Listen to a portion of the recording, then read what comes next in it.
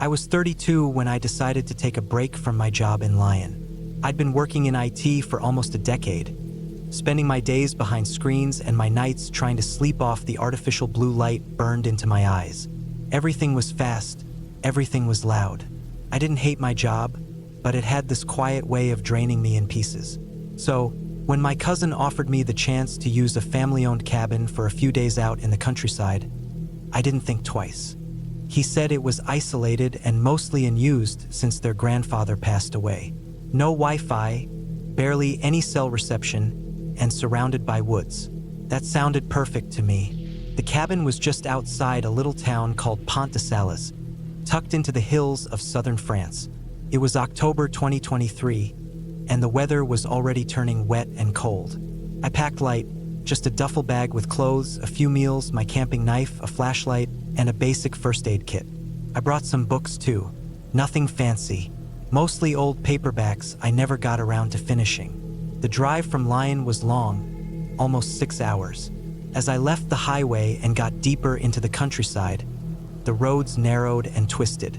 Trees hugged both sides like they wanted to reach across and touch each other.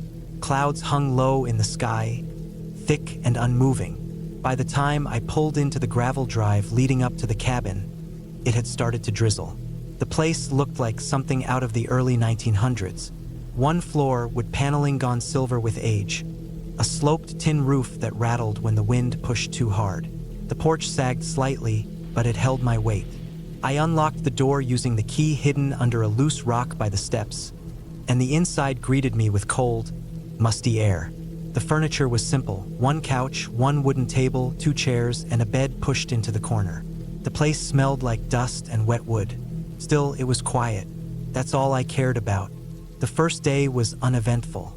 I settled in, walked around the woods for an hour or so, made a can of soup for dinner, and read until I passed out under the weight of silence. The sound of the rain tapping on the roof kept me asleep like a lullaby. It wasn't until the second night that things started to feel off. The rain picked up that evening. Not a storm, but heavy and steady enough to drown out every other sound. I was sitting at the table, reading a travelogue about someone biking across Europe, when I felt something, maybe not heard, but felt, like a shift in pressure or presence. I looked up from the book. Through the cabin window, the trees were just barely visible, blurred and dark behind the glass. I told myself I was imagining things. Rain had a way of playing tricks on your hearing. It made distant sounds feel close and familiar ones seem foreign. Still, I went to the window and peered out. Nothing, just wet trees and darkness. Around 10 that night, I decided to go to bed. The cabin only had one bedroom, and even that was a stretch. It was more like a curtained-off corner with a mattress and a squeaky frame. I tucked myself in, knife on the nightstand, flashlight within reach, and tried to sleep. But sleep didn't come easy this time. I kept hearing something, soft thumps, like footsteps but not quite.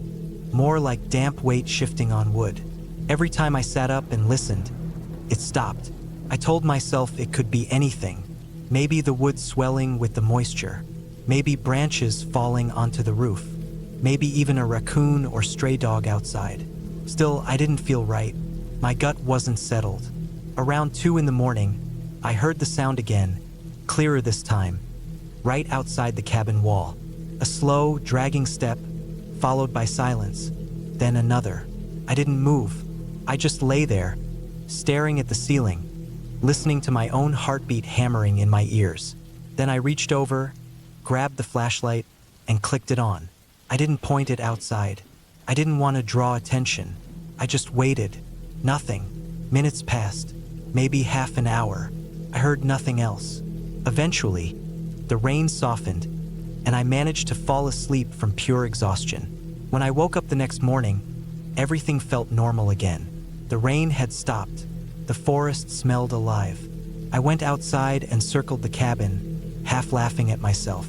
But when I got to the back of the cabin, I saw something that killed the laughter in my throat. Footprints. Not boots. Bare feet.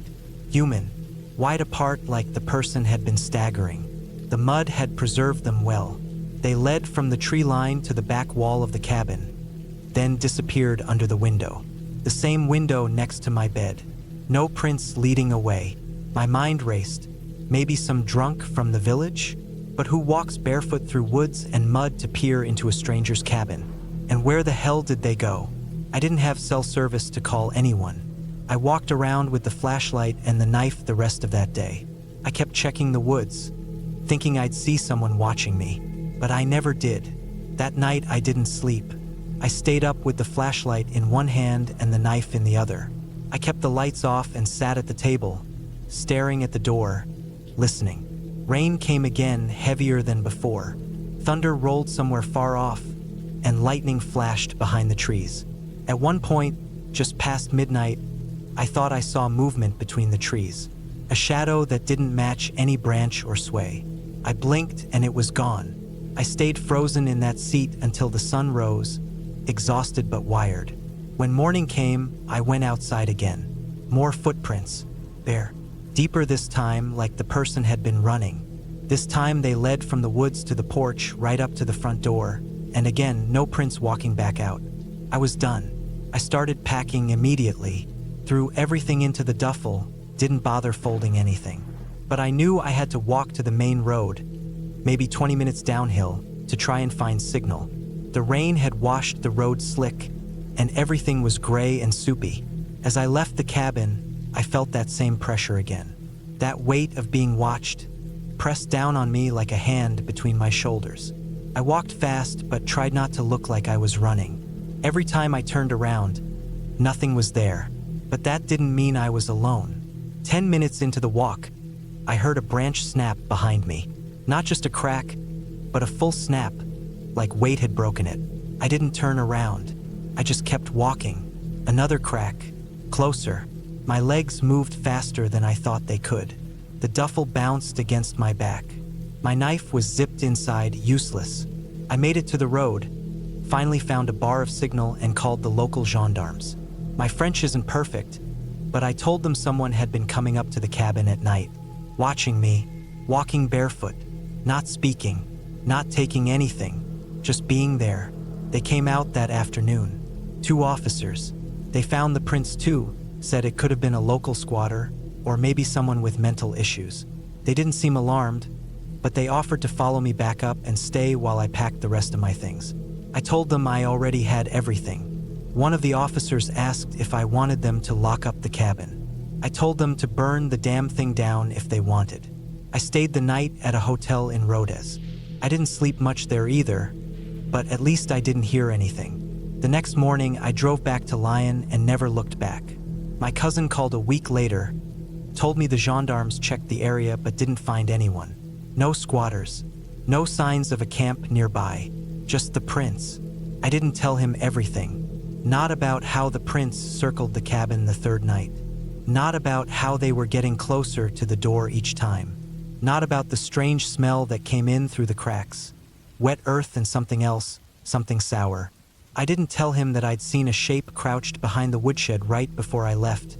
Low to the ground, unmoving, like it was waiting. I still work in IT, still live in the same apartment. But I don't camp anymore. I don't go out to the woods. I avoid places without cell service.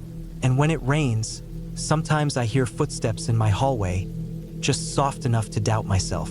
But I never doubt what I saw, and I never, ever go back to Pont de Sales.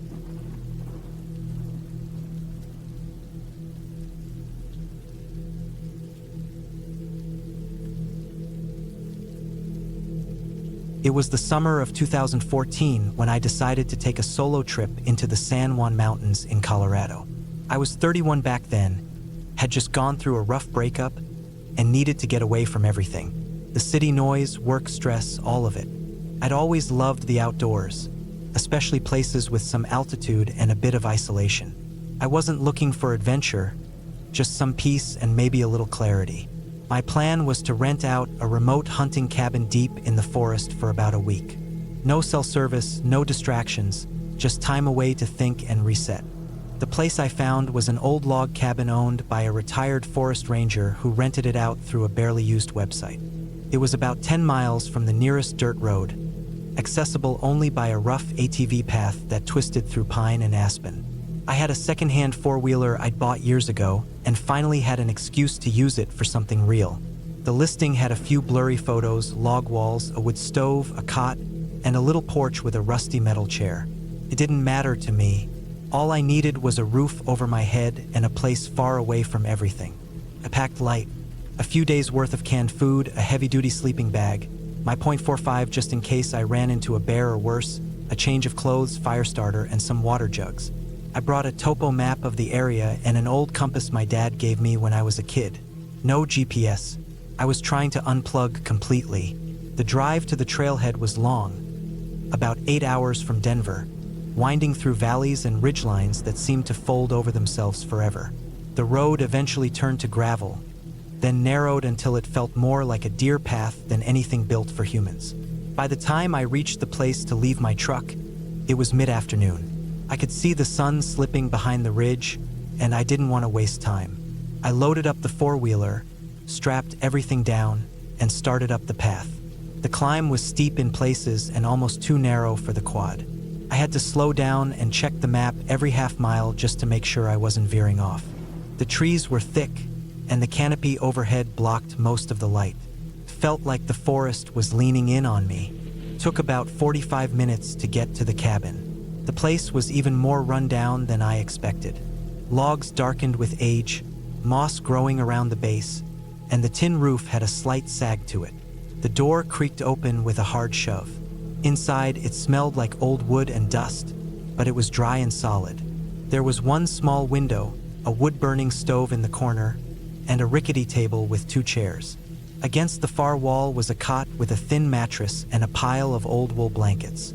I unpacked, cracked a can of chili, and started a small fire in the stove. It warmed the place up quickly, even with the gaps in the window frame. The first night was uneventful. I sat on the porch after the sun went down, listening to the night.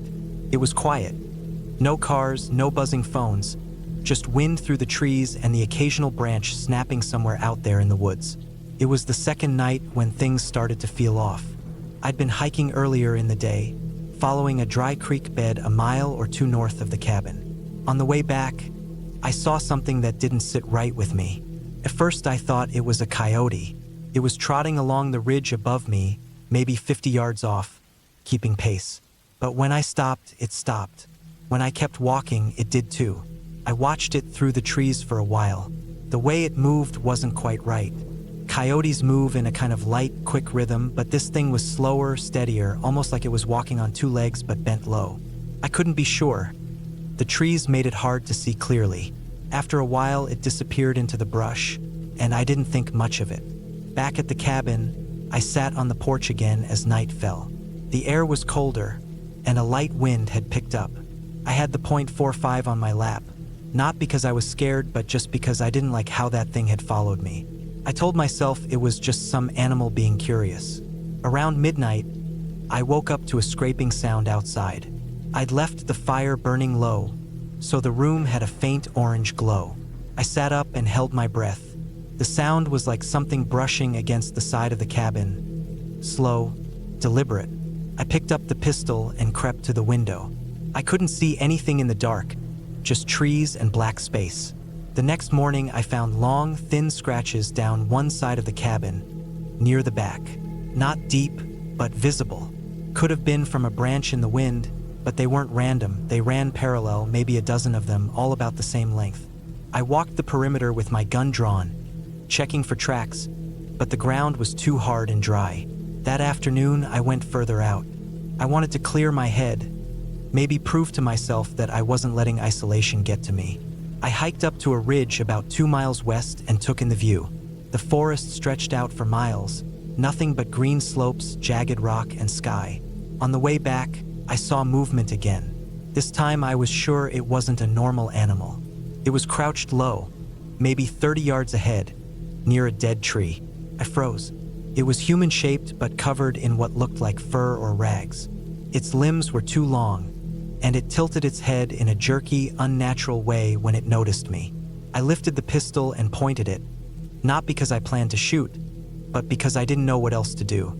The thing stayed crouched for a second, then darted into the trees. I waited there for nearly 10 minutes before I moved again. Every step back to the cabin felt like something was behind me. That night, I didn't sleep. I blocked the door with the table and kept the gun beside me. Around 3 a.m., I heard movement again, this time on the porch. The boards creaked under something heavy. Then silence. I didn't go to the window. I didn't move. I just stayed there until dawn, muscles locked, listening. When the sun came up, I checked the porch. More scratches. A tuft of brown hair stuck in the corner of the doorway. It wasn't animal fur, not thick or soft. It was coarse, almost like human hair. That was it for me. I packed everything by noon, loaded up the quad, and got ready to leave. I felt exposed riding down that trail like something was just behind the trees watching. But I didn't go home yet. I stopped in the small town about an hour from the trailhead, parked the quad, and went to a local cafe. I needed to be around people, noise, movement. The waitress asked if I was okay. I must have looked like hell. I just said I'd had a rough night in the woods. After I finished eating, I talked to a guy outside who looked like a local. I didn't say exactly what I saw, just that something was out there near the old ranger's cabin. His face changed. He didn't say anything for a second, then told me he knew the area and that I probably wasn't the first person to come out shaken. He said some folks used to talk about things in those woods. Animals that weren't quite animals, people who lived off the land too long and went strange. He didn't elaborate, just told me it's best not to be alone out there. I drove back to Denver that night, windows down, trying to shake the feeling that I'd brought something with me. I checked the rearview mirror more than I should have. At every rest stop, I kept the pistol close. It's been years since that trip. I haven't been back to the San Juans, and I never will. I still hike and camp sometimes, but never alone, and never that deep into the woods. I don't talk about it much, because there's no way to say it without sounding crazy. But I know what I saw. It wasn't a ghost, and it wasn't some fairy tale creature. It was something real, something or someone that doesn't want to be found, and doesn't like when people get too close. I don't know if it was trying to scare me off, or if I just caught it by mistake. But whatever it wasn't a coyote, and it sure as hell wasn't a person in a costume. I've still got the map from that trip. Sometimes I take it out and trace the trail I took to the cabin. The hair I found on the porch, I saved it in a plastic bag, shoved in the back of a drawer. I don't know why I kept it. Maybe part of me still wants proof, something to hold in my hand when the memory doesn't feel real anymore. But the truth is, I don't need it. I remember every second of that trip like it just happened yesterday, and I know better than to ever go back.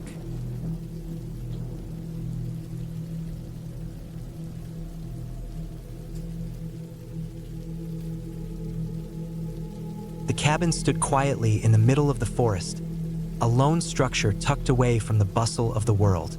I had been here for 3 days, spending time alone after a long stretch of work.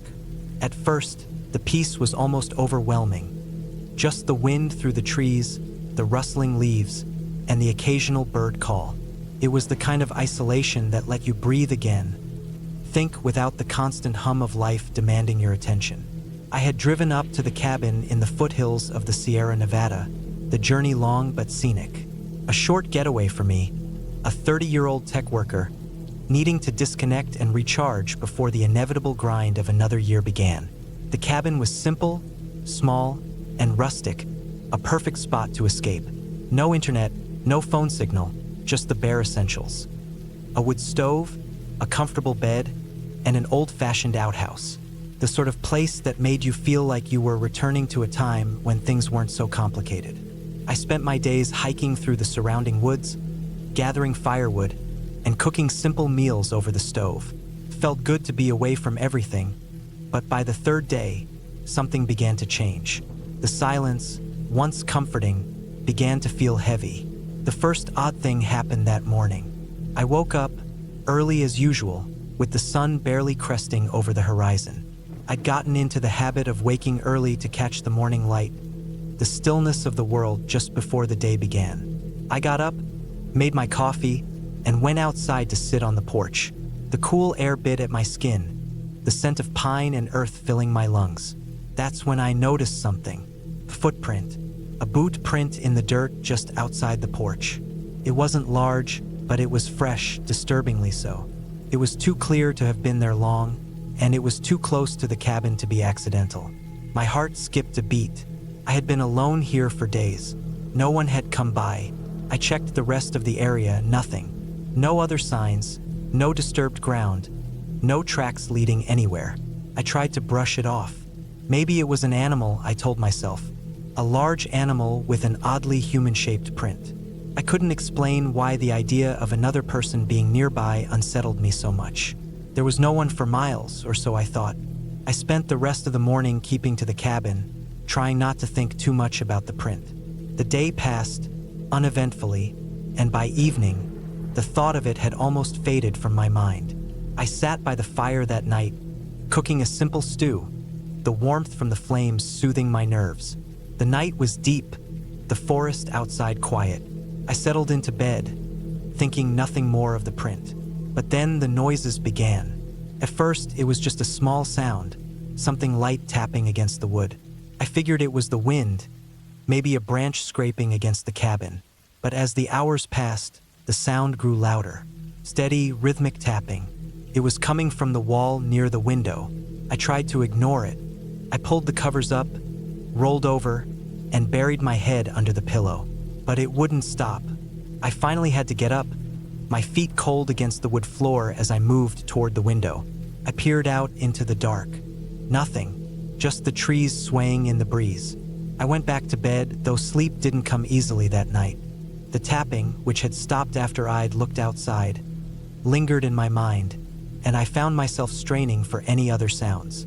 Morning came, and though I felt uneasy, I got up and went about my day. I tried to shake off the lingering thoughts of the tapping, telling myself it was just the wind. But I kept noticing small things, the way the air felt too still, the quiet hum of the forest seeming off-key somehow. The second oddity came when I went to gather firewood that afternoon. I had found a decent stash of logs nearby, just off the main trail. I knew the area well from the last few days, but when I arrived at the usual spot, I noticed something else. Someone had been there before me. The logs had been disturbed, scattered as though someone had recently used them. The tracks were there again, clearer this time. 2 boot prints, side by side, leading into the forest. My stomach dropped. I knew I was alone. There was no one else around. I felt the sudden urge to leave, to pack up and drive back to the nearest town. But I couldn't. Something was holding me there. Fear? Curiosity? Couldn't say. I went back to the cabin, my mind racing. I checked the windows, the door locks, the small wooden chest where I kept the tools and supplies. Everything seemed fine, but the unease wouldn't leave. Night fell again, and with it, the same strange sense of being watched. I tried to push through it, cooked a meal, and settled by the fire. The wind howled outside, the trees swaying as though trying to reach the cabin, pulling at the edges of my nerves. But then came the sound. That same tapping, but louder now, more insistent. This time I couldn't ignore it. I grabbed the flashlight and walked to the window. The night was pitch black outside, save for the beam of light I shone through the glass. Nothing, no sign of anyone. But as I scanned the trees, I saw something. A shape, barely visible, moving in the distance. My heart pounded in my chest. Was it a person or something else? Couldn't tell.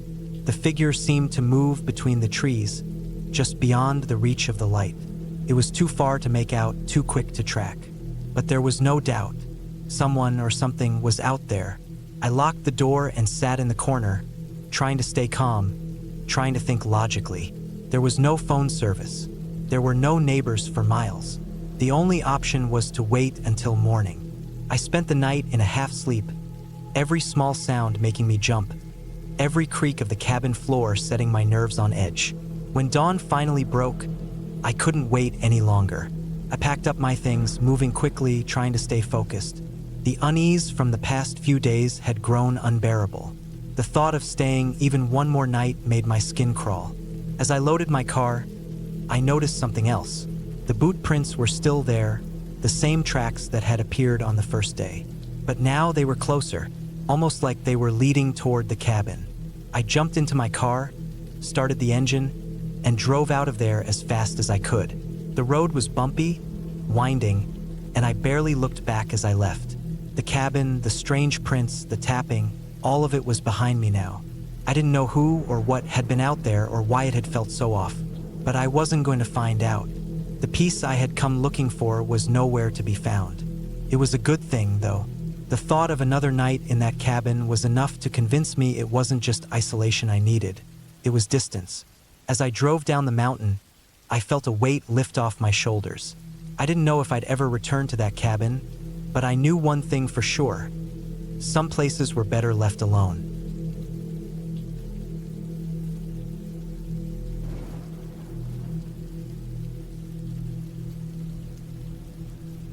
It was the kind of weekend I had been longing for. Peace, quiet, and solitude. A break from the world and from the grind of daily life. My name is Kyle, and I'm a 32-year-old man from a small town in New Mexico.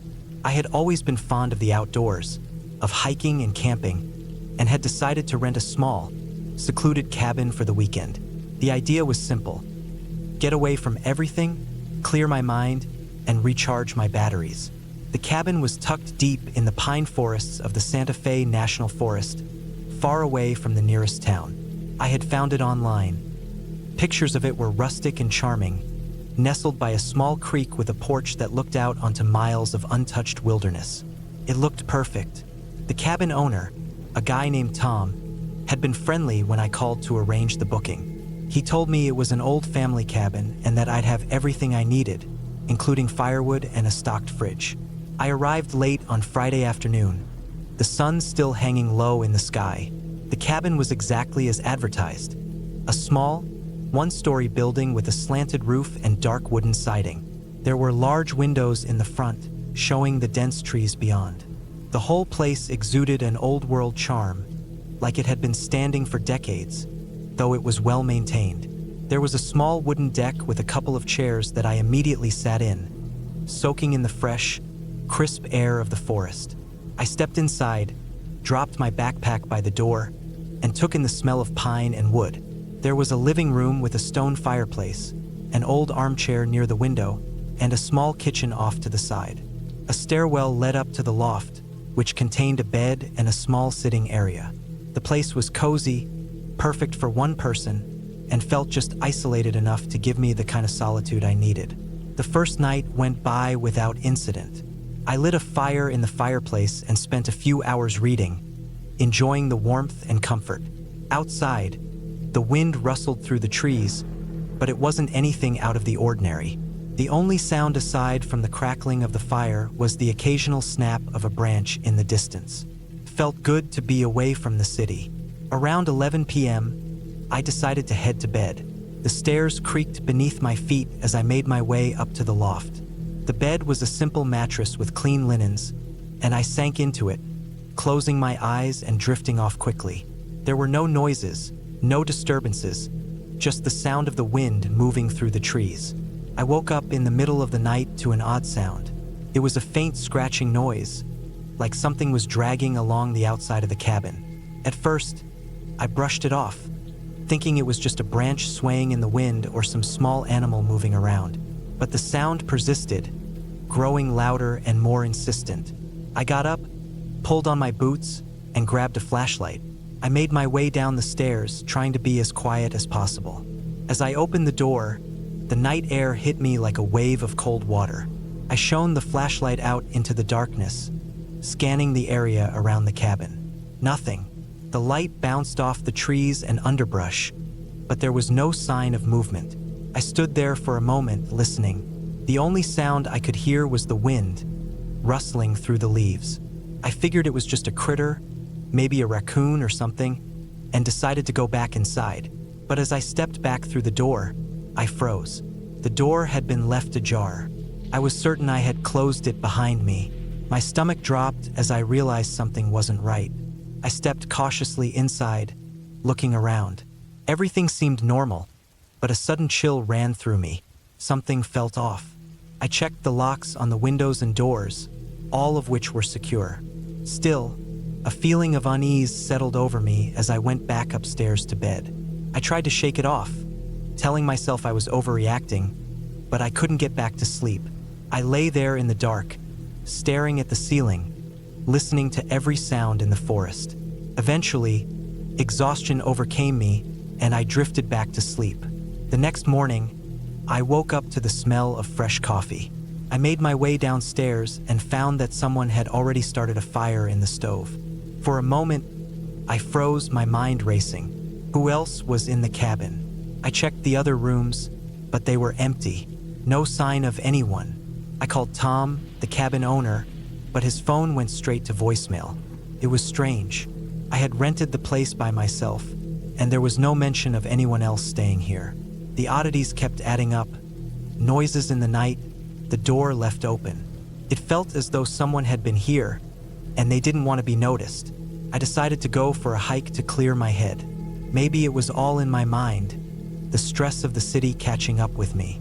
The hike took me deeper into the woods, and I found a small clearing near a stream. It was peaceful, the sound of water running over rocks soothing in a way I hadn't expected. I sat down on a log, trying to relax. As I sat there, I noticed something strange. There were fresh footprints in the mud, large boots with deep tread marks. They were heading towards the cabin. I didn't know what to think.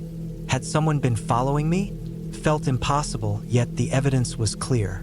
I spent the next few hours walking back and forth, trying to figure out what to do. The sun was beginning to set, and I didn't want to be outside after dark. As I made my way back to the cabin, I kept glancing over my shoulder, convinced someone was watching me. When I returned, everything seemed normal, but I didn't trust it. I double-checked the locks again, made sure everything was secure. I decided to sleep downstairs on the couch that night, not wanting to be alone in the loft. My nerves were shot, but I told myself I was being paranoid. There was no real danger. It was just the isolation getting to me. But then I heard it again, the scratching noise. It was faint, but this time it was coming from the roof. I grabbed my flashlight, holding it tight as I climbed out the back door. I aimed the light upwards, scanning the roof. There was nothing there. I circled the cabin, shining the beam of light at the edges of the roof, but it was all clear. The wind picked up, rustling the branches of the trees, and the noise stopped. I felt foolish for being so paranoid, but there was a part of me that still wasn't convinced. My mind raced with thoughts of someone watching, someone sneaking around. That night, I set up a camera inside the cabin, aiming it towards the door. I was determined to figure out what was going on. I tried to sleep, but it was impossible. My mind wouldn't shut off. I kept picturing the footprints, the strange sounds, and the feeling that someone was out there, lurking just beyond my view. Around 2 a.m., I heard it again, this time louder. The unmistakable sound of someone walking around outside. It was clear now. Someone was out there, and they weren't trying to be quiet. I grabbed the camera footage and watched it on my phone. To my horror, I saw a shadow move past the front door. A figure, tall and gaunt, walked across the porch. My heart raced as I replayed it over and over. There was no mistake, it was real. I ran outside with my flashlight, scanning the area. My breath came in short bursts, my heart pounding in my chest. There was no one there, but I couldn't shake the feeling that someone had been watching me all along. I decided to leave. I packed up my things, grabbed my keys, and locked the cabin one last time. As I walked to my truck, I glanced back at the cabin, and for the briefest moment, I saw something in the window, a face staring out at me from the shadows. I didn't look back after that. I got in my truck and drove through the night, not stopping until I reached the nearest town. The eerie feeling of being watched never left me, and I couldn't shake the image of that face in the window. When I finally got home, I contacted Tom again. This time, he answered. He was apologetic, explaining that the cabin had been a family property for generations, and sometimes distant relatives came to check on it. But no one had been there during my stay, he assured me. I didn't believe him. The camera footage disappeared the next day, erased without a trace, as if it had never existed. I never went back to that cabin.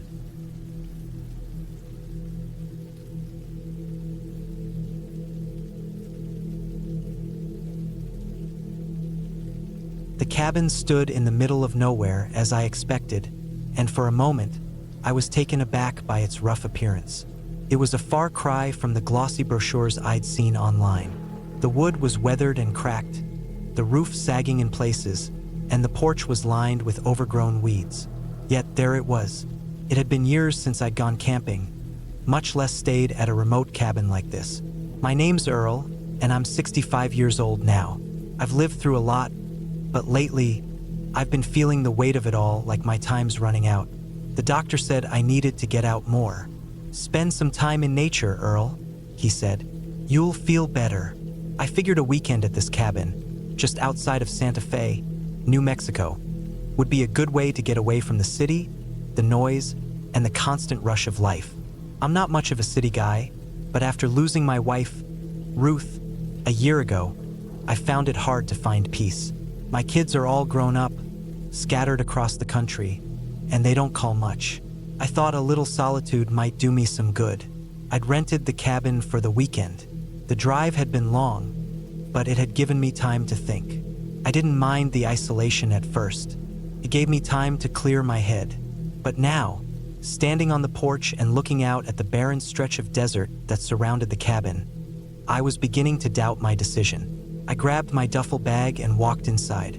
The air was cool, with a hint of dust. The cabin smelled old, like pine and something musty that hadn't been aired out in too long. The furniture was basic. An old wooden chair by the window, a small table, and a worn-out couch that looked like it belonged to another era.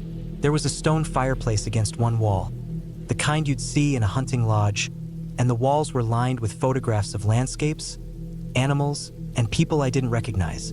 I could tell they were taken by someone who had spent their whole life in the wild, people who knew how to live off the land.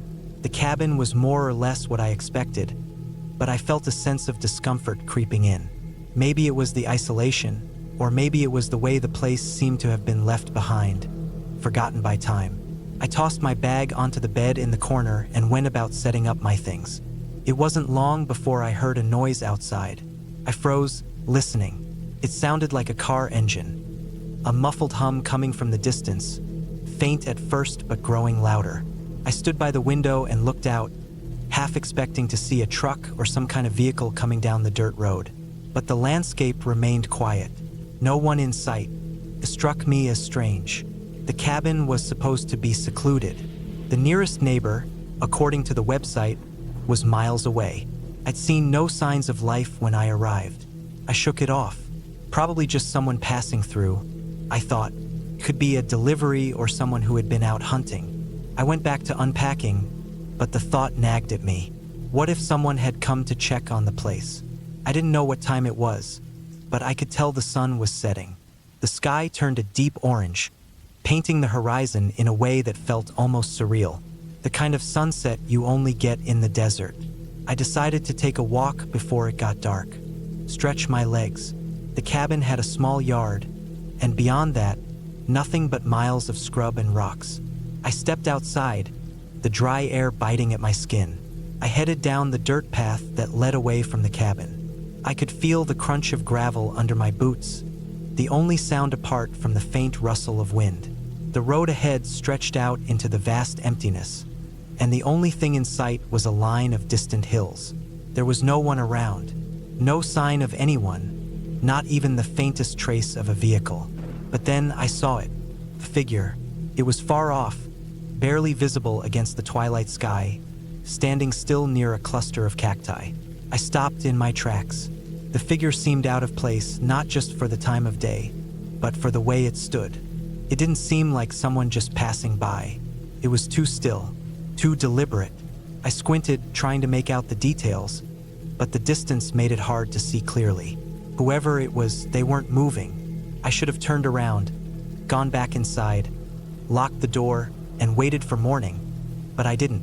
I found myself walking toward the figure, drawn by some kind of curiosity, or maybe it was just foolishness. As I got closer, I noticed something strange. The figure didn't seem to be wearing proper clothing for a desert evening. It was dressed in dark, heavy clothes, almost like a coat or jacket, despite the heat. And the longer I looked, the more I realized the figure wasn't just standing there. It was watching me. A chill ran down my spine. I wasn't sure why, But something about this didn't sit right. It wasn't just the oddness of the situation. It was the feeling of being watched, like I was intruding on something I shouldn't. I took another step forward, but my heart was racing now, the pulse in my ears deafening. My instincts told me to turn around, to get back to the cabin as fast as I could. But before I could make a decision, the figure shifted. It wasn't a quick movement, just a subtle change, but it was enough to make me freeze. It took a step forward, and I felt my breath catch in my throat. I couldn't see its face. The figure was too far away, and the dusk was deepening fast. But I could sense its eyes on me, cold, unblinking. I felt like a fool for not bringing my phone with me. I couldn't call for help. I couldn't reach anyone. The figure began to move again, slowly now, like it was coming toward me. I turned around and started walking back to the cabin, faster now, my legs carrying me with a speed that surprised me for my age. My hands were shaking as I fumbled for the cabin keys. My pulse was pounding in my ears. By the time I reached the door, I could hear the crunch of footsteps behind me. Not far, but close enough. My heart thudded against my chest. I slammed the door shut and locked it, pressing my back against it, breathless. I stood there in the dim cabin, the sound of my breathing the only thing I could hear. For a few minutes, I just stood there, not daring to move. I looked through the small window by the door but saw nothing. Nothing but the darkening desert. I didn't know what to do. The footsteps, the figure, it all felt wrong. I couldn't tell if it was just some stranger wandering the area or if it was something more sinister. There was a gnawing feeling in my stomach that wouldn't go away, like something terrible was about to happen. I had been alone for too long. Maybe it was just my age, my mind playing tricks on me. I turned to the fireplace and started a small fire. It was a comfort, at least. I needed something to distract me from the panic that was threatening to consume me. I kept the lights low, not wanting to draw attention to the cabin. Hours passed, but I didn't hear anything more. The night was unnervingly quiet. I managed to calm myself, convincing myself I had overreacted. The figure could have been a hiker, maybe someone who lived nearby, though I didn't know where exactly that would be. The desert stretched for miles in every direction, and there was no way to know if anyone else was out here. Eventually, I fell asleep on the couch, exhaustion overtaking my senses. But it was a restless sleep, filled with half-dreams of someone standing over me in the dark. When I woke up the next morning, the sun was high, and the desert looked peaceful again. The events of the previous night seemed almost like a bad dream, but I couldn't shake the unease that lingered. I spent the next couple of hours packing up and getting ready to leave. My heart wasn't in the trip anymore. The feeling of being watched, of something being wrong, had stayed with me. I didn't want to risk staying another night. As I stepped outside, I noticed something strange near the edge of the porch, a dark stain on the ground. It was too much to ignore now. There had been a sign, something I missed before, something that made me realize I wasn't imagining things. The stain was fresh, footprints leading away from the cabin, toward the cacti, disappearing into the desert. They were big, heavy prints. I didn't wait to investigate. I just left, fast. I made it back to Santa Fe that afternoon, and when I checked into a motel, I was shaken but relieved. The cabin wasn't what I thought it would be. I've been to a lot of places in my life, but this felt wrong. That night, back at the motel, I checked my phone. There had been a news report about a missing hiker in the area. A man, last seen near the desert. I didn't need to know more. I'd had enough. Maybe I'm getting too old for this kind of thing. The next morning, I left Santa Fe and didn't look back. That cabin was nothing but a bad memory. I'll never go back.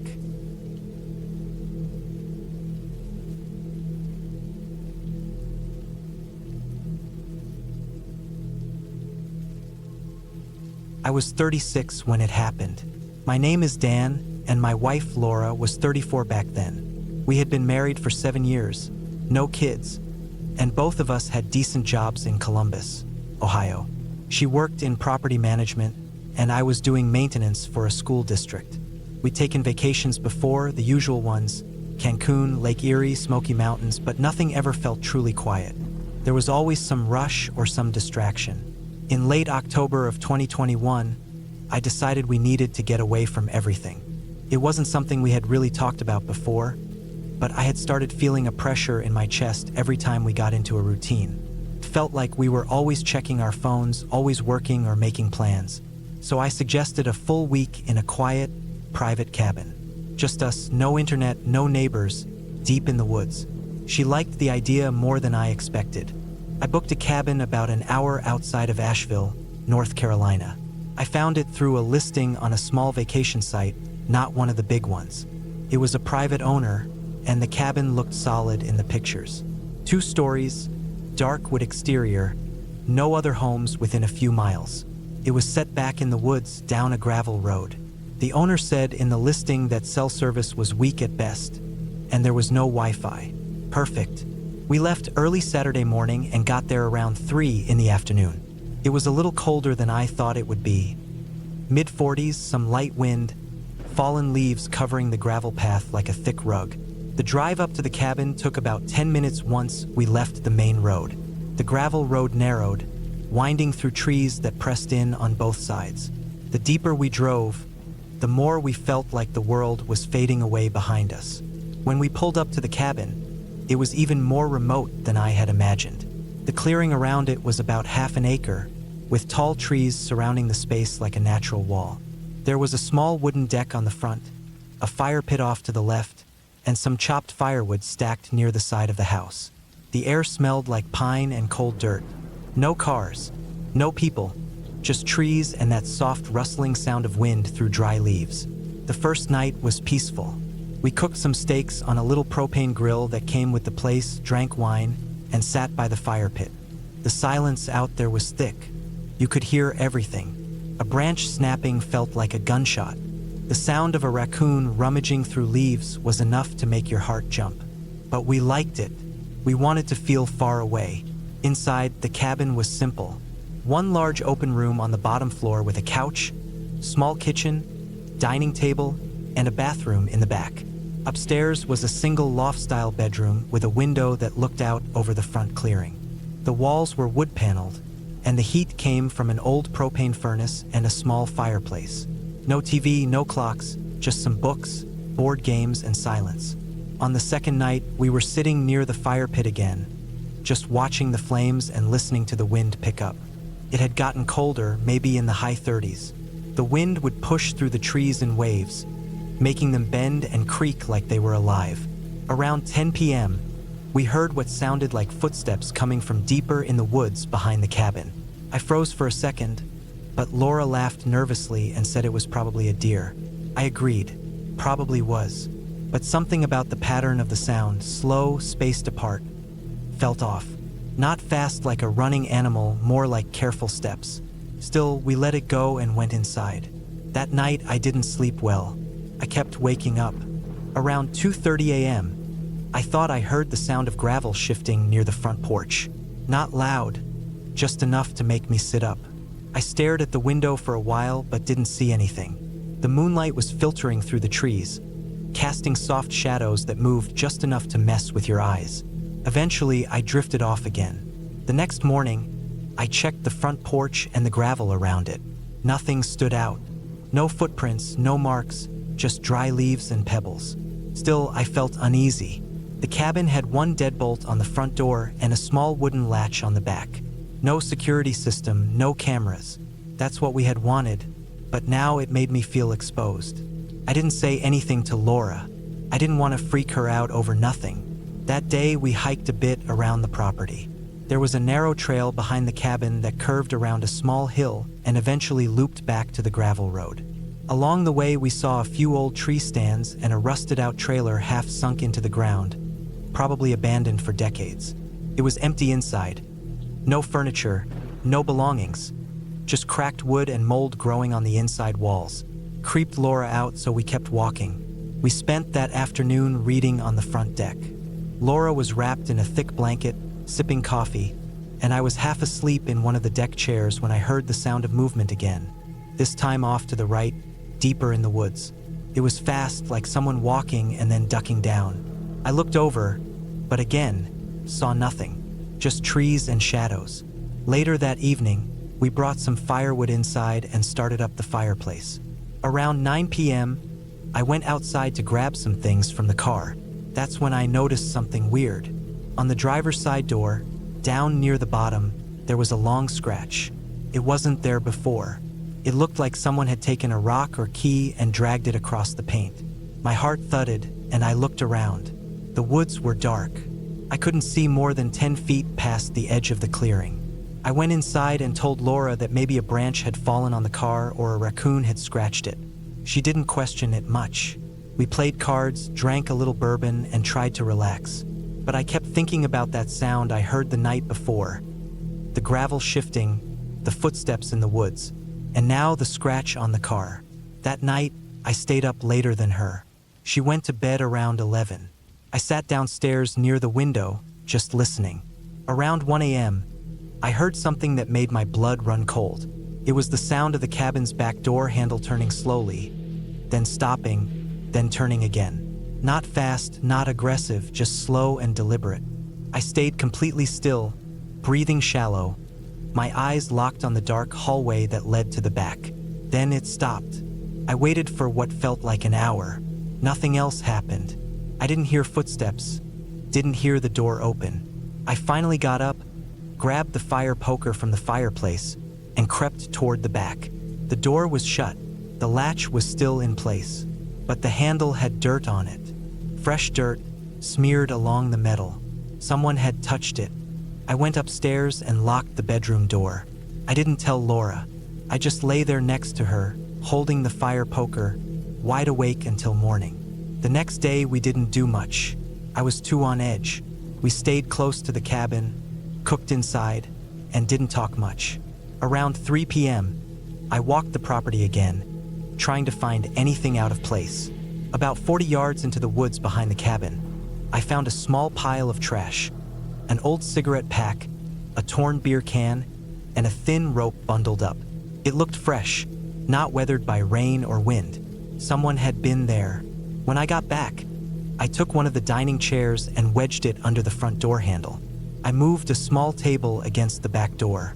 Laura asked if I was okay. I told her I was just being careful. That night, I didn't sleep at all. At 2:15 a.m., I heard something again, this time on the roof. Soft, slow steps. They moved from one end of the roof to the other, paused, then back again. I stared at the ceiling like I could see through it. I could hear the soft creak of the wooden beams flexing under weight. It wasn't an animal. It wasn't a raccoon or squirrel. It was someone walking. I sat up, held the fire poker again, and waited. After a while, it stopped. Silence returned, but I never went back to sleep. The final night was the worst. We had already decided we were leaving a day early. I didn't care about the money we'd lose. I just wanted to get out of there. We packed most of our things, and I parked the car closer to the front steps. That night, we stayed downstairs on the couch with the fire going. I kept the poker next to me and the biggest kitchen knife I could find tucked under my leg. Around midnight, we heard it. A single knock on the back door. Just one. Then silence.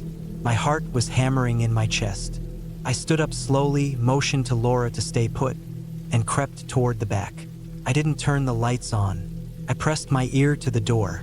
Nothing. Then another knock. This time softer, like they were testing me. I waited there for 20 minutes, not moving. Eventually, I slid the table aside, unlatched the door, and flung it open with the poker raised high.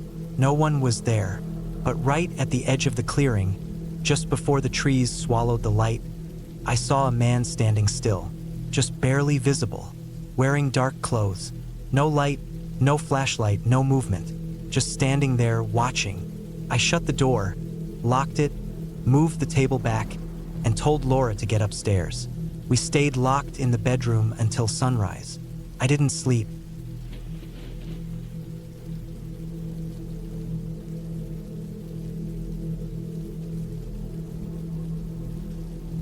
I hadn't expected to end up here, not like this. My name's Jake, and I've been looking for a break for a while, somewhere far from the noise of the city. I was in my late 20s, not too young but still figuring things out, and had been working the same job in a small marketing firm for 3 years. The stress of deadlines, meetings, and endless emails was eating me alive. I needed silence, isolation, and something real, something genuine. I found an ad online for a cabin rental up in the woods of North Carolina, far enough off the beaten path to keep anyone from bothering me. It was affordable, which was a bonus, and the pictures made it look like something out of a dream. A wooden cabin nestled against a steep hill, surrounded by towering pines and a stream that snaked through the valley. The ideal escape. I packed light clothes, a couple of books, and some food to keep me going. The drive there took longer than expected. The road wound up through thick forests, the trees so close together it felt like I was entering another world.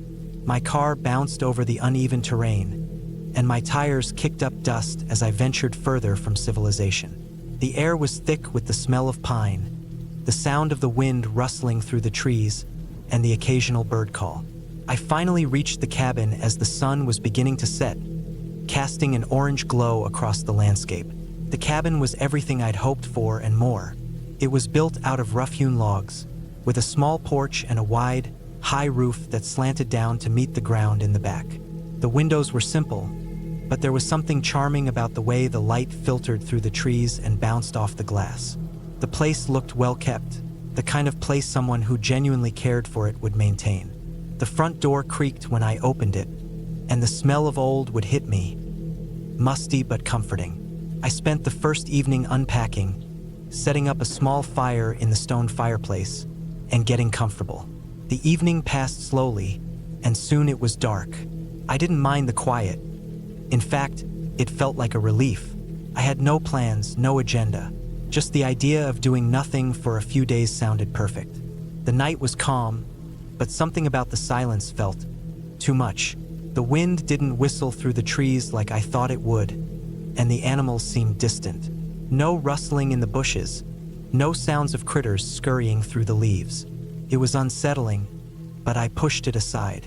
Maybe it was just the isolation playing tricks on my mind. The next day, I woke up early to the sound of birds chirping outside. I stepped out onto the porch, the cool air brushing against my skin. The forest stretched out in every direction, a sea of green beneath the bright sky. The small stream that ran by the cabin gurgled softly, its waters clear and crisp. I spent the morning wandering around the area, just taking in the scenery. I found a small path leading up the hill behind the cabin and decided to follow it.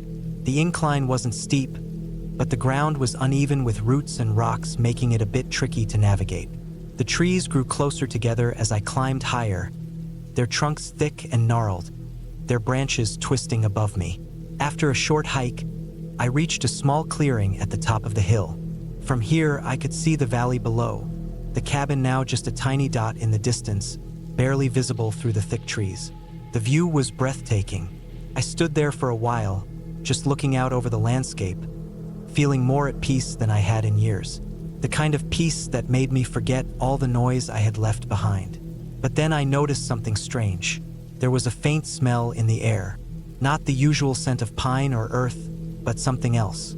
Something metallic. I couldn't place it at first, but the further I stood there, the more it lingered. My stomach churned, and a wave of unease settled over me. I looked around, but saw nothing out of the ordinary, just trees. Yet the feeling wouldn't leave. It was like being watched. It wasn't the first time I had felt like this, but I'd never really paid attention before. Maybe it was just the isolation getting to me. Maybe I had been out here too long already. I turned back toward the cabin, feeling a little unsettled. The hike had been nice, but now I couldn't shake the feeling that something was off. I made my way down the hill faster, eager to get back to the safety of the cabin. Later that evening, I decided to take the edge off with a drink. I made a small fire in the hearth, the crackling of the wood filling the silence. The wind had picked up slightly, rustling the trees outside. I had a nice buzz going when I settled into the worn-out armchair by the fire, a book in hand. It wasn't long before the feeling came back, that same strange sense of being watched. It was subtle at first, but it grew more pronounced the longer I sat there. Every now and then, I thought I heard something moving outside, branches snapping, the rustle of leaves, but when I looked, there was nothing. The forest was still. At around midnight, I decided to call it a night. I blew out the lanterns, and the room grew dark except for the soft glow of the dying fire. I had planned to get a full night's sleep, but the unease was still there, gnawing at the edges of my thoughts. I lay in bed, trying to push it out of my mind. The sheets were warm, the cabin was quiet, but the air felt heavy. I couldn't help but listen for any sound outside, any sign that something was out there, but nothing came. Eventually, exhaustion took over, and I drifted into an uneasy sleep. The next morning, I woke up feeling groggy but determined to enjoy the day. I decided to stay inside for most of the morning, reading and relaxing by the fire. But my mind kept returning to the events of the night before. The feeling of being watched, the strange scent in the air. Couldn't shake it no matter how hard I tried. Around noon, I decided to take a walk. I needed to clear my head, to stop thinking about whatever was bothering me. As I stepped outside, the air felt cooler than the day before. The forest seemed quieter too. I walked toward the stream, hoping the sound of running water would help calm my nerves. The stream was beautiful, its water flowing swiftly over the rocks. I knelt down to dip my fingers into the cool water, but something caught my eye on the opposite bank. It was a footprint, large and distinct, pressed into the muddy earth. My heart skipped a beat. I stood up and took a step back, my mind racing. It was too big to be an animal's, but it didn't look like a human footprint either. The shape was all wrong, too wide, too deep, and the distance between each step was odd. It didn't make sense. I scanned the area around the footprint, but there was no sign of anything unusual. I took a deep breath and decided to head back to the cabin. The unease from the previous night had returned, stronger than before. But as I reached the clearing near the cabin, I noticed something else. A car. A black SUV parked just off the dirt road, barely visible from the trees. I froze. No one had come up here, at least no one I had invited. The cabin was supposed to be remote. The nearest neighbor was miles away. I walked cautiously toward the vehicle, but the moment I got closer, I saw the driver's seat was empty.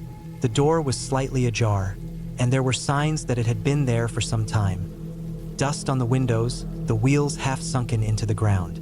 I didn't know what to do. My first instinct was to grab my stuff and leave, but something told me to stay.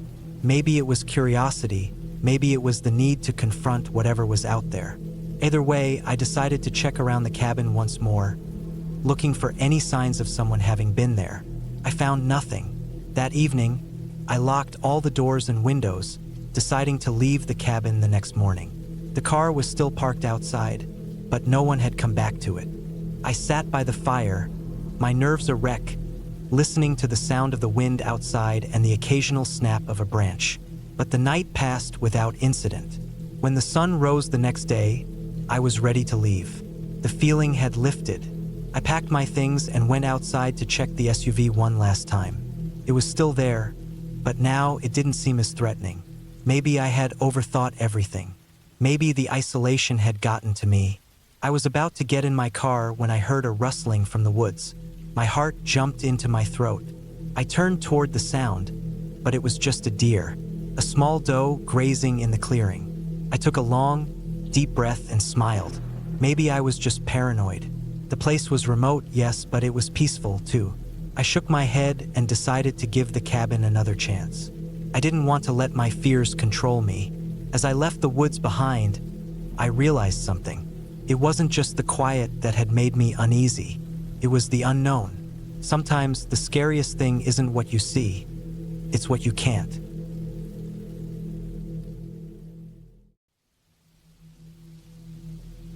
The cabin was quiet, almost too quiet. I'd always liked the idea of spending a few days alone in the countryside, away from everything, just me, the land, and some time to think. My name's Jake, and I was 31 years old, trying to figure some things out after the mess that had been my last few years. I booked the cabin through a website. The place looked nice enough in the pictures, small, rustic, tucked away in the middle of nowhere. I didn't mind the isolation. In fact, I was looking forward to it. No distractions, no people, no responsibilities for a few days. I arrived in the late afternoon, a little before sunset. The road that led up to the cabin was a rough gravel path. The kind of road that, if you weren't paying attention, could easily send you tumbling down into the woods if you made a wrong turn. The woods here weren't like the ones I was used to back home. These were dense, full of tall pines and heavy underbrush. The air was thick with the scent of pine needles and the dampness from the earlier rain. The cabin itself sat on a small hill, surrounded by a patch of land that seemed to stretch on forever. No neighbors, no sign of life for miles in any direction. Just trees and open fields. The building was old, though it had been taken care of. It had a worn wooden exterior, the kind that looked almost charming with its peeling paint and slanted roof. It wasn't the type of cabin you'd see in a vacation brochure, but it had character. It wasn't big either, just one room with a small loft and a stone fireplace. I unloaded my stuff and stepped inside. The first thing that hit me was the smell. It wasn't unpleasant, just musty, like the cabin had been sitting and used for some time. The wooden floors creaked under my boots as I moved around, checking out the place. It was sparsely furnished. A worn-out couch, a small wooden dining table, a few mismatched chairs, and an old rocking chair that looked like it hadn't been used in years. The loft had a small bed, and the windows were covered with thick, faded curtains. I had no intention of doing much that night. I set up my sleeping bag on the couch, took a look around, and decided to make some food. A couple cans of chili and a bag of chips. There was no TV, no internet, nothing to distract me, so I ate in silence, listening to the occasional creak of the wood as the temperature dropped outside. The fire was crackling in the stone fireplace, and I could hear the wind picking up outside, rustling the branches of the trees. The night was cool but comfortable, and I was just starting to relax when I heard something that made my stomach drop. A knock at the door. At first, I thought I was imagining things. Maybe it was the wind or an animal bumping against the cabin. But then there was another knock, more insistent this time. I stood up slowly, my heart starting to pound in my chest. There was no reason anyone should be out here. I hadn't passed a single person on the drive-in, and the nearest town was at least 30 miles away. I walked cautiously toward the door, wondering if I had somehow missed something. There were no cars parked near the cabin, and the only vehicle I had seen on the drive-up was a rusty old pickup truck that had long since passed by. The knock came again. My mind raced. I wasn't exactly the type to get freaked out easily, but something about this just didn't sit right with me. I wasn't expecting company. There was no reason anyone should be out here in the middle of nowhere. My hand hesitated on the door handle. I considered calling someone, but the nearest phone signal was miles away, and I wasn't sure if the landline in the cabin worked. Another knock, this one harder than the others. I backed away from the door, feeling that tight knot of unease settle in my stomach. I moved over to the window and peered through the curtain, trying to see if I could make out anyone standing outside. But the light was too dim, and the trees were casting long shadows, obscuring the view. My heart was pounding now. I stood there for what felt like an eternity, frozen, watching the cabin door as if it would open by itself. Then, just as quickly as it had started, the knocking stopped. I waited, listening to the stillness outside. My breath was shallow, the air in the cabin feeling heavier with each passing second. The wind continued to rustle the trees, but there was no sound of footsteps or movement around the cabin. Slowly, I let out a breath I hadn't realized I'd been holding. I waited for a while longer, trying to calm myself, before I finally decided to lock the door and turn off the lights. Maybe it had been someone from the nearby area, lost or looking for something. Maybe it was nothing. Either way, I wasn't in the mood to find out. I managed to fall asleep that night, though it wasn't a restful sleep. I kept waking up to every little noise, every creak of the cabin, convinced that someone was outside. But by morning, the world was still. The sun had risen, casting soft light through the windows, and I forced myself to shake off the strange feeling that had settled in the back of my mind. I spent the next day exploring the woods around the cabin. It was beautiful out here, peaceful, undisturbed. The wind was calm, and the sunlight filtered through the trees in soft, dappled beams. I could hear birds singing in the distance, and there was a small creek that ran nearby, the water clear and cold. I spent hours walking, taking in the scenery, trying to push out the unease I'd felt the night before. By the time evening rolled around, I was tired and ready to relax.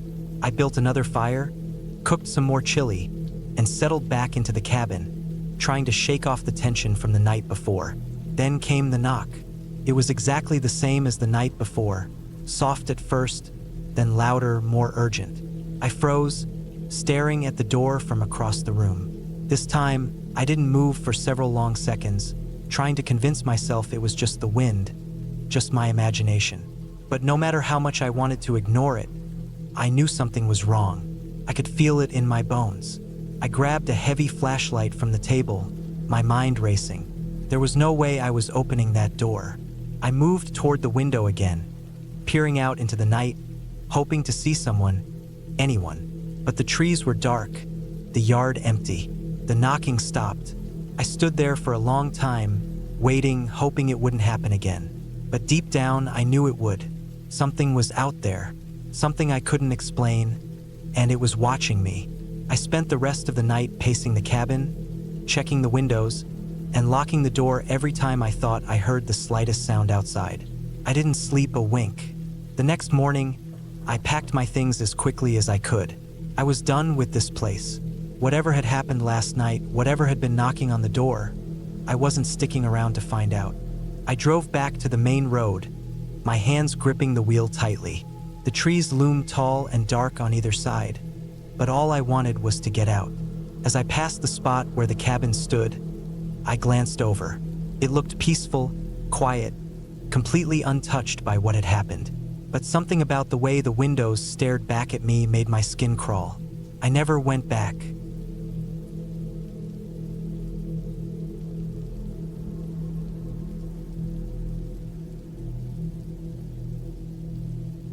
It was the kind of trip that seemed simple enough at first.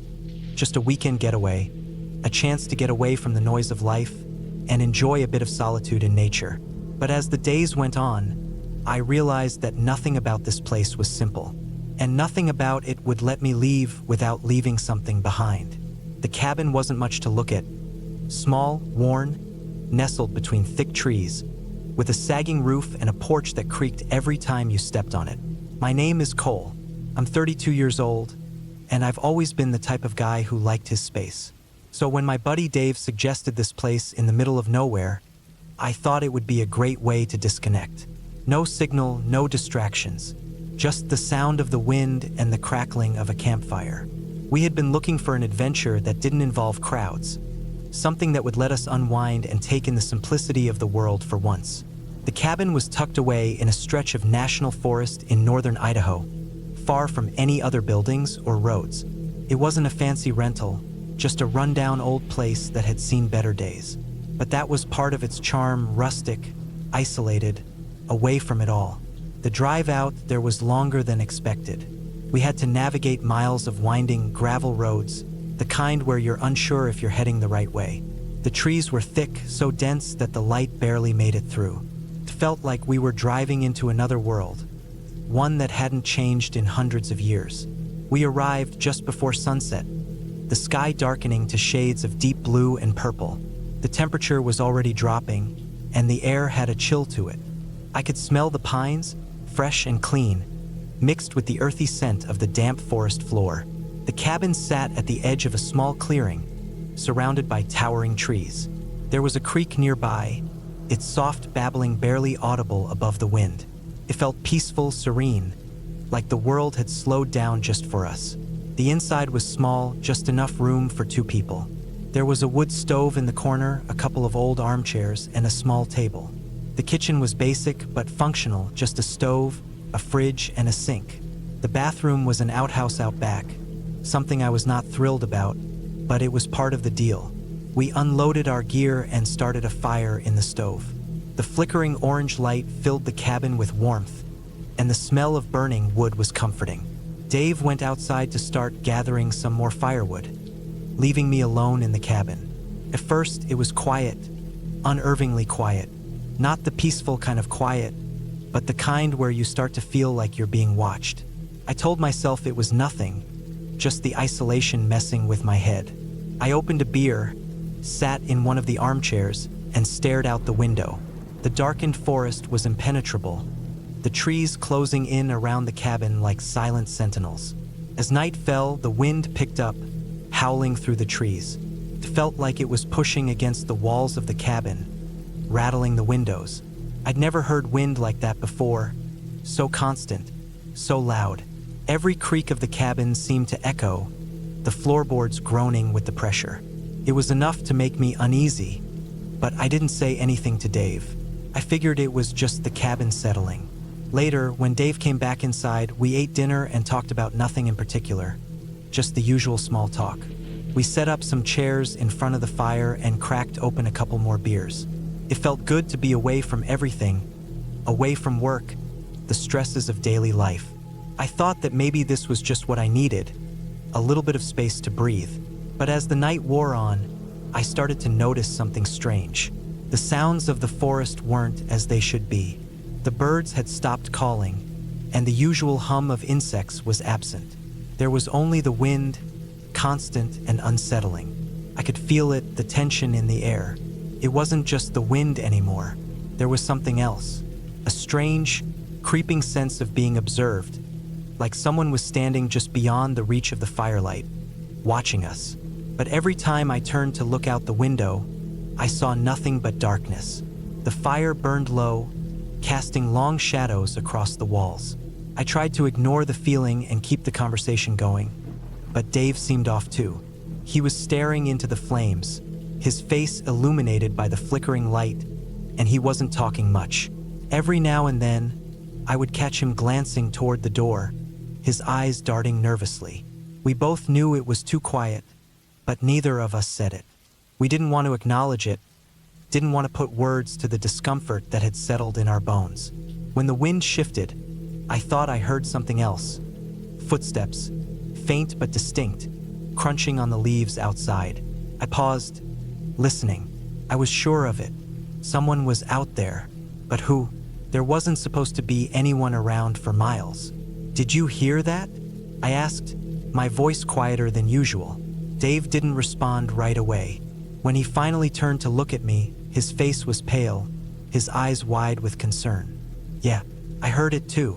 We both stood up at the same time, instinctively moving toward the door. We stood in the doorway for a long time, straining our ears against the howling wind. The forest was still, but the sense of being watched didn't go away. In fact, it only grew stronger. Neither of us wanted to go outside, but we knew we had to check. I grabbed a flashlight, and Dave took a long, slow breath before stepping out onto the porch. The cold night air hit me immediately, biting at my skin. The shadows of the trees stretched across the clearing, shifting with the wind. I scanned the area with the flashlight, the beam cutting through the dark. Nothing, but the feeling that something was there was undeniable. I told myself it was nothing, that I was just being paranoid. But Dave didn't seem convinced. He was tense, his shoulders rigid, as he kept looking around like he was expecting something to jump out from behind the trees. "I think we should go back inside," Dave said, his voice shaky. I didn't argue. We stepped back into the cabin, closing the door behind us. We both stood there for a few moments, not sure what to do next. The air felt thick with unspoken words, like something was about to happen, and neither of us knew what it was. That's when we heard it again, the footsteps, closer this time. It was unmistakable, the sound of someone walking around the cabin, slow and deliberate. The hairs on the back of my neck stood up, and I felt a knot tighten in my stomach. I was terrified. We both were. I grabbed the small kitchen knife, my fingers trembling. Dave went to the window, peeking through the blinds. "There's someone out there," he whispered, his voice low and urgent. I saw movement. We waited, hearts pounding, the silence around us deafening. The footsteps stopped, but I didn't trust the stillness. I didn't trust the dark. We heard the sound of a twig snapping underfoot, and that's when I saw it. A shadow moving just outside the window, barely visible against the black backdrop of the forest. I couldn't make out any details, just the outline of someone, tall, thin, moving in the darkness. That's when the panic set in. We were alone, deep in the woods with no phone signal and no way to contact anyone. We were stuck at the mercy of whoever or whatever was out there. Dave looked at me, eyes wide with fear. What do we do? I didn't have an answer. I didn't know what to do. But then, just as quickly as it had started, the sound of footsteps stopped. The shadow disappeared. For a long moment, we didn't move.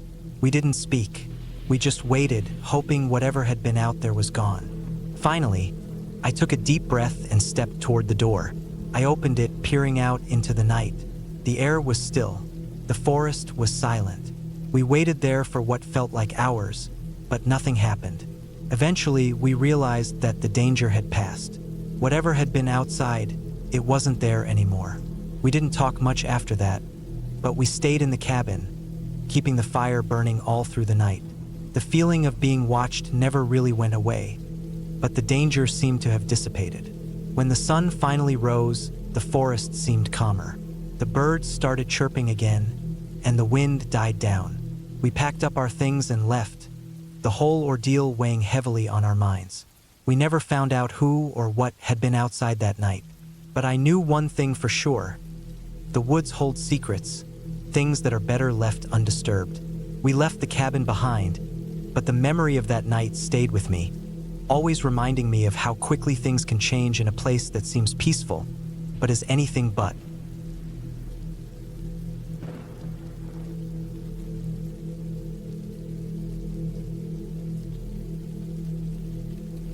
The night was quieter than I'd ever imagined possible.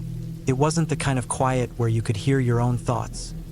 It was the kind of quiet that made everything feel just a bit off. I had gone up to this cabin in the middle of nowhere, up in the Rocky Mountains just outside of Boulder, Colorado. I didn't expect much, really, but I needed some time alone, away from the noise of city life. It was supposed to be a simple getaway, a break, but now I wasn't so sure anymore. I had rented the cabin through a listing online, and when I arrived, it was everything the pictures had promised. Rustic, isolated, charming in a way that felt like it could have come straight out of a postcard. It was tucked back into a small valley, surrounded by dense trees. From the moment I pulled in, I could tell no one had been here for a while. The gravel driveway was lined with overgrown weeds, and the porch creaked when I stepped onto it, the wood shifting under my weight. I'm 31, and while I don't consider myself a seasoned outdoorsman, I've camped a fair bit. This wasn't my first time in the woods, but this place felt different. At first, I thought it was just the isolation, but there was something about it that didn't sit right in my gut. It was just me and my dog, Charlie, a German Shepherd I had raised since he was a pup. He was well-trained, loyal, and if anything, he seemed more on edge than usual since we arrived. I noticed him pacing around the cabin, sniffing at the air, and staring into the trees just past the clearing where the cabin sat. The first day was calm enough. I unpacked, set up a fire pit outside, and spent the day exploring the woods around the cabin. The sun was setting by the time I decided to start the fire. Charlie was lying at my feet, eyes flicking toward the trees every now and then. It wasn't until dusk settled in that I started to feel it, the unease. The cabin didn't feel right after the sun went down. It was too silent. No insects, no birds, no wind, not even a rustling leaf. Just the occasional snap of a twig breaking in the distance. I'd gotten a few texts from my friend Mike. He's the one who encouraged me to rent the cabin. He joked around, talking about how I would probably get eaten by bears and how the place was haunted by some creepy hermit. But I wasn't laughing anymore. I pulled my chair closer to the fire, trying to ignore the strange feeling crawling up my spine. Charlie's ears were pricked up, and he kept looking over his shoulder, back toward the edge of the trees. Something was out there, and it wasn't the usual wildlife. That night, things took a turn. Charlie woke me up around 2 a.m., barking loudly, a sharp, anxious sound. I sat up, my heart already pounding before I even fully opened my eyes. The room was pitch dark, and the only light came from the dying embers in the fireplace. I listened. There was a noise outside, faint scraping sound. It was hard to place. It wasn't like anything I'd ever heard before, and it certainly wasn't the wind. I reached for the flashlight I'd left on the small nightstand beside the bed, trying not to make a sound. Charlie's low growl was the only thing breaking the silence. My hands were trembling as I flicked the flashlight on and peered out the window. I didn't see anything, but I knew something was out there. The sound stopped for a moment, but Charlie kept growling, now pacing back and forth. I grabbed my jacket and put on my boots, telling myself I was being stupid. It was probably an animal, maybe a raccoon or something bigger, but the more I thought about it, the more I realized I wasn't so sure. I opened the door, stepping out into the cold air. The chill bit at my skin, and I regretted not grabbing a coat. My breath came out in visible puffs, and I turned on the flashlight again, casting a beam into the trees. The beam cut through the darkness, but there was nothing, just shadows, empty woods. Charlie barked again, but his bark was different now. It was sharp, frantic, and carried a note of fear. Then I heard it, a low guttural sound, like a cough but deep, unnatural. I froze. The flashlight's beam was shaking in my hand as I turned it toward the trees again. There, at the very edge of the clearing, I saw something moving. A figure, a silhouette. It was too tall to be any animal I knew. The shape was humanoid, but it wasn't quite right. It moved like a person, but with an unsettlingly jerky motion, like it was pulling itself through the trees. Charlie's barking escalated into a frenzy, but the figure didn't flinch. It just kept moving, slowly, methodically. I backed up into the cabin, slamming the door behind me. My heart was racing, and my mind was screaming at me to leave, but I couldn't. Something was keeping me there. I locked the door and tried to calm Charlie, but he wasn't having it. He was running in circles now, tail between his legs, eyes wide with terror. The silence outside was deafening, and I stood there, frozen, my hands gripping the door handle as if I could somehow stop whatever was out there from coming in. I stayed up the rest of the night. There was no sleep. I kept the light on in the cabin, trying to ignore the fact that I was being watched, that something was out there, waiting. When morning finally came, it was like a weight had been lifted, but the fear hadn't gone away. I stepped outside, cautiously, and immediately noticed the ground around the cabin. The dirt was disturbed. There were prints, not animal prints, but something else, something larger, and the air, it smelled wrong. I went inside, grabbed my phone, and tried to call Mike. No service. I tried again. Nothing. The next few hours passed in a blur. I couldn't shake the feeling that I was being followed, watched. I stayed inside, keeping Charlie close by, feeling more trapped than ever. I wasn't sure if it was the isolation or my mind starting to break, but I couldn't get over the sense that something was wrong. The woods weren't quiet anymore. I could hear something moving just beyond the tree line, but every time I went to check, I saw nothing. The day dragged on, the sun hanging lower and lower in the sky, casting long, distorted shadows across the landscape. I knew I had to leave. I had to get out of here, but I didn't. I stayed. That night, the noise came again. A scratch, a scrape. This time it was closer. I could hear it outside the window, coming from the side of the cabin. Charlie was growling, his hackles raised, staring toward the wall as if he could see through it. The flashlight in my hand shook, and I felt something cold and heavy settle deep in my chest. The door handle rattled. I knew then, without a doubt, that I wasn't alone anymore.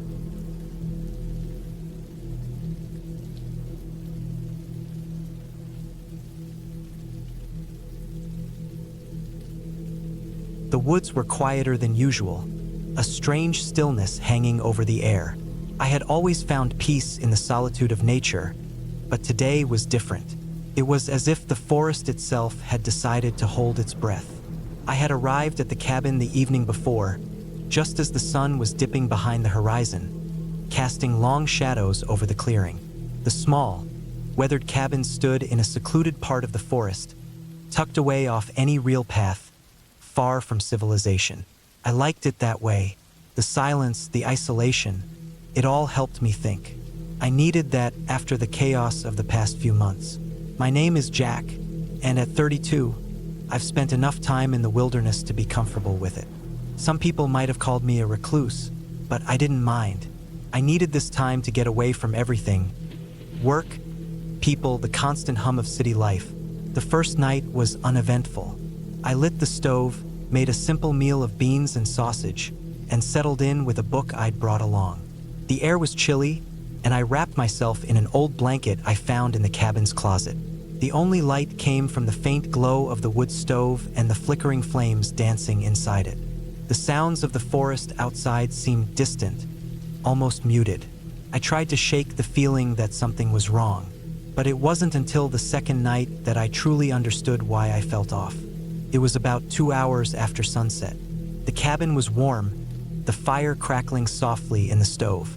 I was reading, trying to keep my mind occupied, but there was something about the quiet that felt wrong, like the world was holding its breath, waiting for something. The light outside was fading, and a thick fog had rolled in, swirling just outside the window. I couldn't even see past the trees anymore. I leaned back in my chair, rubbing my eyes, when I heard something. It was faint at first, almost like a whisper. I froze, listening. My heartbeat quickened. I didn't know what I was expecting, but the sound was too deliberate. It wasn't the usual forest sounds. No wind rustling the leaves, no animals moving in the brush. This was something else. The sound came again, clearer this time. A slow, deliberate knock, coming from somewhere just outside the door. I stood up quickly, my heart racing. My first thought was that it could be some hiker or lost camper. It wasn't completely out of the question in these parts, though I was miles from any trailhead. Still, people wander off the beaten path all the time. I walked toward the door, my hand resting on the knob, but I hesitated before opening it. Could be anyone or anything, but I couldn't shake the feeling that something wasn't right. Another knock, louder now. I pulled open the door. Nothing. I stepped out into the damp, foggy night, scanning the clearing. There was no one there, not a soul in sight. The forest loomed silently, shrouded in the mist. A few droplets of rain began to fall, cold and heavy, and I stepped back inside, locking the door behind me. I tried to brush it off. Could have been an animal or maybe the wind playing tricks on me, but I knew deep down that it wasn't. The feeling that had settled in my chest, the unease that I couldn't shake, was real. I sat back down by the stove, my hands trembling slightly as I picked up my book again. But the quiet was louder now, more oppressive. The knocks, they hadn't been my imagination. Something had been out there. Someone, perhaps. It wasn't until later in the night, around midnight, when the sounds came again. This time, I wasn't so quick to jump up. I could hear footsteps, slow and deliberate, moving around the cabin. The soft crunch of leaves, the faint snap of twigs underfoot. I held my breath, listening, hoping it was just an animal, but the sounds weren't random. They were deliberate. Whoever or whatever was out there knew exactly where to step to make the least noise. The fog outside had thickened even more, and I couldn't see a thing through the small windows. I grabbed the flashlight from the table, shining it through the cracks in the door, but it didn't reach far enough. The shadows outside were thick, like something was lurking just beyond the light. I couldn't just sit there, not knowing what was happening outside. I needed to check to make sure I wasn't imagining things. I grabbed my jacket, threw it over my shoulders, and stepped out again. The rain had turned into a steady downpour, soaking through my clothes almost instantly. My boots squelched in the wet ground as I walked toward the edge of the clearing. The air was thick with the smell of damp earth and pine. The sounds of the forest had quieted. Even the wind seemed to have stopped. All I could hear was the pounding of the rain against the leaves and the occasional distant crash of thunder. I moved slowly, my senses heightened, my eyes darting to every shadow, every shift in the trees. Felt as though something was watching me, waiting. The tension in the air was palpable. Then I heard it, a whisper, too soft to be a human voice, but unmistakable nonetheless. The sound came from the woods just ahead of me. I froze, staring into the darkness. My breath caught in my throat. There was no reason for anyone to be out here. The nearest town was miles away, and I hadn't seen anyone since I arrived. I swallowed hard, my mind racing. I had to know what it was, had to see it for myself. I crept forward, taking one slow step after another, careful to avoid the soft spots in the mud where my boots might sink. Then I saw it, a figure, standing just at the edge of the clearing, partially obscured by the trees. A tall, gaunt figure. Its face was hidden, but the shape of it, unnatural, too still, sent a chill down my spine. I could feel the hair on the back of my neck stand up as I realized just how close it was. I hadn't heard it approach, hadn't heard anything but the faint rustling of the leaves. But it was there, watching. I wanted to turn and run, to retreat back to the cabin, but I couldn't. My legs felt frozen, my body too heavy to move. I was trapped in the cold grip of fear, unsure of what to do. The figure didn't move. It just stood there, motionless, staring. Then, after what felt like an eternity, it stepped back into the trees, disappearing into the shadows. I stood there for a long time, my heart pounding in my chest, unsure of what had just happened. Had it been a person? A hallucination? I wasn't sure, but I knew one thing for certain: whatever it wasn't normal. The rest of the night passed in a blur. I didn't sleep, couldn't. The image of that figure lingered in my mind. Every detail burned into my memory. I kept the cabin locked up tight, every window shuttered, every door sealed. The rain continued to pour, drumming against the roof and adding to the sense of isolation. By morning, the fog had lifted, but the air still felt heavy. I left the cabin only to find that nothing had changed. No sign of the figure, no trace of anyone or anything in the woods. But I knew what I had seen. It wasn't just my imagination. The days that followed were quiet, unnervingly so. The sense of being watched never left. And while I tried to dismiss the encounter, to chalk it up to the stress of being alone in the wilderness, I couldn't. The last night I spent in the cabin, I was ready to leave. I had packed my things and prepared to head back to town the next morning. But before I left, I took one last look around the clearing, the trees, the space that had felt so familiar just a few days ago. As I looked back at the cabin one last time, I noticed something I hadn't seen before: a set of fresh footprints in the mud, leading right up to the door. They were too large to be mine. The feeling of being watched hit me again, harder this time. I turned and walked away, not looking back, until the cabin was far behind me. I didn't care to know what it was or who had been out there. I was done with that place, and I never returned.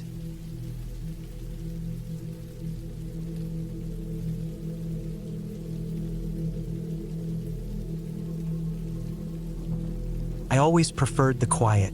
I'd been a fan of hiking and camping since I was a teenager, escaping the constant buzz of city life for weekends spent in nature, far away from the noise of phones, social media, and the endless distractions that come with living in a place like Tucson, Arizona.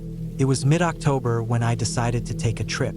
The plan was simple: a 2-day camping trip in the wilderness to disconnect, recharge, and spend some time by myself. I was 28, working a desk job at an accounting firm that seemed to drain the energy from me more and more each day. The solitude was something I craved, and that weekend seemed like the perfect escape. I drove up north, far from the crowded trails and popular camping spots. I had a general idea of where I was heading, some remote area near the foothills of the Santa Catalina Mountains, but I hadn't done much research. Sometimes the best trips are the unplanned ones. The weather had been perfect for a hike, with the Arizona heat giving way to cool, crisp air. It wasn't too hot, and it wasn't too cold. It was just right. I'd been hiking for a couple of hours when I stumbled upon something unexpected: a small cabin. It sat at the edge of a clearing, half hidden by overgrown shrubs and trees. The cabin didn't look like much: old, wooden, weathered from years of neglect, but it was clearly abandoned. There was no indication of any recent activity, no fresh tracks leading up to it, and no signs of anyone having been there for a while. It wasn't the first abandoned structure I'd seen in the area, but it was by far the most isolated. I stood there for a few minutes, debating whether to keep going or investigate the cabin.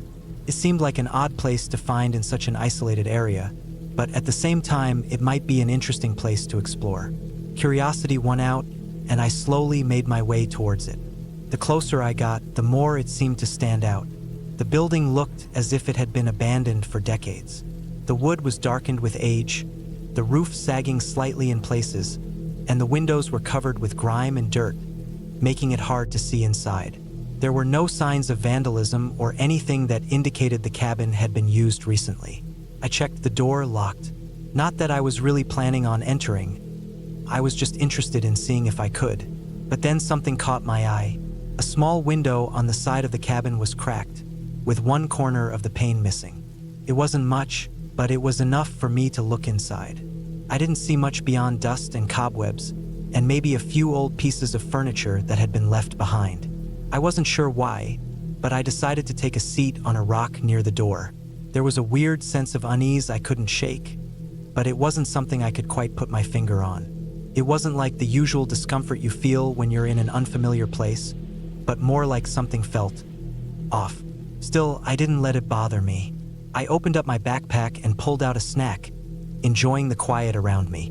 The minutes stretched into hours, and before I knew it, the sun began to dip behind the mountains. I knew I should have packed up and headed back to my campsite before it got dark, but for some reason, I lingered. The evening sky turned a deep orange, then purple, as the last of the sunlight faded, leaving only the dim glow of twilight. It was then I heard something. At first, I thought it was just the wind, rustling the leaves in the trees. But then I heard it again, the sound of something shifting, something moving in the brush just beyond the cabin. I froze, straining to listen. It wasn't an animal, at least not anything I could recognize. It was a low, dragging sound, like something heavy scraping against the ground. It wasn't loud, but it was enough to raise the hairs on the back of my neck. I got up quickly, instinctively scanning the area around me, but there was nothing. The world around me seemed still, too still. I took a deep breath, convincing myself it was nothing, just the natural sounds of the wilderness. But then I heard it again, and this time it was closer. I glanced back at the cabin, and I don't know why, but I felt a strange compulsion to look inside again. As I approached the window, I noticed something that hadn't been there before, a faint light coming from within. At first, I thought it might just be a trick of the fading light, but as I stared longer, I was sure it wasn't. The sound continued, closer now, almost behind me, but I couldn't tear my eyes away from the cabin. The light flickered, like a candle or a lantern, casting a faint glow on the walls. There was no electricity here, no power lines. Whatever it was from an old manual source. But that didn't make sense. Suddenly, the sound behind me grew louder. Footsteps. I turned quickly, but there was nothing there. The clearing around me was empty. No one in sight. I was alone. I was certain of that. I took a few steps back from the cabin, my heart beating faster. The strange dragging sound was gone, and the quiet had returned. But now, the light inside the cabin was gone as well. It was as if it had never been there. I debated leaving, but I couldn't bring myself to just walk away. There was something magnetic about that cabin, like it was pulling me in. I had to know more. I circled the building, looking for another way inside. There was no obvious entrance, no other windows. But as I reached the back of the cabin, I saw something strange. A small door, partially hidden by ivy and overgrown vines. It was cracked slightly open, and there was no lock. Without thinking, I pushed the door open, the old wood creaking loudly. I immediately regretted it, but it was too late. I had already crossed the threshold. The interior was dark, the smell of mildew and rot filling my nose as my eyes adjusted to the dim light. Dust and cobwebs clung to everything. The floor was covered in a thick layer of grime and old furniture. Chairs, tables, even an old mattress lay scattered about, forgotten. I hesitated, but curiosity got the better of me, and I stepped further in. As I moved through the space, something caught my attention. A faint trail of dirt, small footprints, leading from the back door to the farthest corner of the room. They were fresh. I froze. My heart skipped a beat. I was no longer alone in this place. Someone had been here recently. I looked around frantically, my pulse pounding in my ears. The room was empty, but the unmistakable scent of something burning reached my nose. There was a small stove in the corner of the room, and the embers inside were still faintly glowing. Whoever had been here hadn't left long ago. My instincts screamed at me to leave. Now, but before I could turn around, I heard something behind me. It was the sound of something scraping against the floor, the same dragging noise I had heard earlier. But this time, it wasn't just a sound. It was movement, coming closer. I snapped my head around, but there was no one there. The room was empty. I couldn't explain it, but I was no longer afraid. In that moment, I felt an overwhelming sense of relief. There was no one here, no danger. It was just an old, forgotten cabin in the woods. I took one last look around, then walked back to the door. The sky was fully dark now, and I realized I'd been so caught up in the mystery of the place that I had lost track of time. I made my way back to the clearing, gathering my things and returning to my campsite.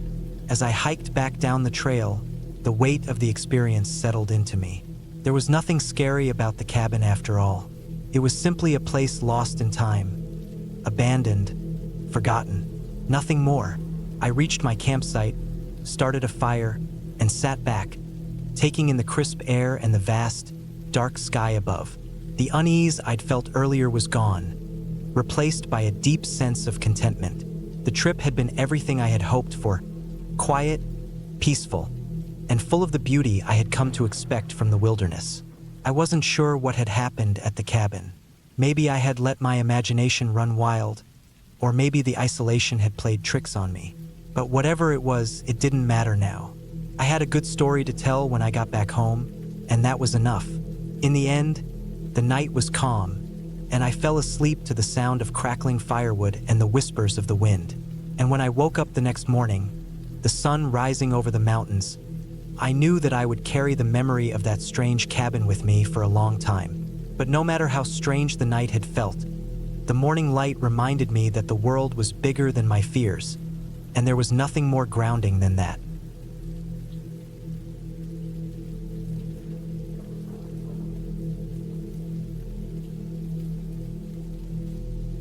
I'd never thought about going back to the cabin, not after Grandpa died. He had been the one to take me there as a kid, to teach me about fishing, about hunting, about how to survive when everything went quiet and still. But when he passed away last fall, I couldn't bring myself to return. That place was full of memories, good memories, but the kind that hurt more than they healed. It was February, a few months after his funeral, when I got the letter from the lawyer. Grandpa had left me the cabin in his will, along with a few other small things. Nothing big, nothing that would change my life in any major way. Just the cabin, tucked away in the foothills of the Rockies, just outside a small town called Pinewood. The place was old, but not in a charming way. It was run down, sitting alone on a plot of land that had slowly been overtaken by the woods. No neighbors for miles, just trees and the occasional deer. I hadn't been there in over 5 years, but something about the letter made me want to go back. Maybe it was the idea of reconnecting with Grandpa one last time. Maybe it was because I knew I'd regret not going. I wasn't sure what I was looking for. Closure, maybe, or just a reason to remember the good things instead of the bad. I packed up my truck, grabbed a few supplies, and made the drive to Pinewood. The snow had started to fall heavily as I neared the mountains, and by the time I turned onto the gravel road leading to the cabin, it was coming down in thick, heavy sheets. It was the kind of snow that muffles everything. The world felt eerily quiet. The only sound was the crunch of my tires against the snow and the occasional creak of branches shifting under the weight of the storm. The cabin came into view after a few miles. It looked exactly like I remembered it. Weathered and worn, the wood darkened by years of exposure.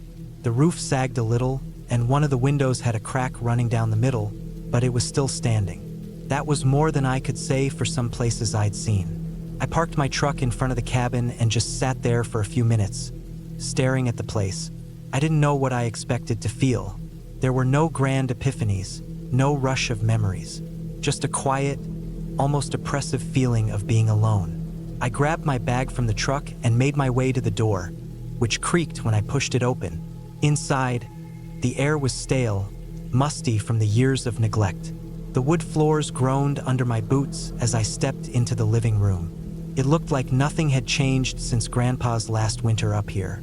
The same old couches, the same stack of firewood by the stone fireplace, the same collection of fishing poles and hunting gear leaning against the walls. The smell of old wood and dust filled my nose, and I could almost hear Grandpa's voice, telling me not to stand around to get to work. So, I began unloading my things. Tents, a sleeping bag, extra food, and water, some of the stuff I'd brought in case I needed to stay for a few days. I didn't plan on staying long, but I figured I might as well be prepared. It wasn't long before I had a fire going in the fireplace. The crackle and warmth, a small comfort against the cold that had seeped into the bones of the cabin. I pulled a chair close to the fire and sat, staring into the flames.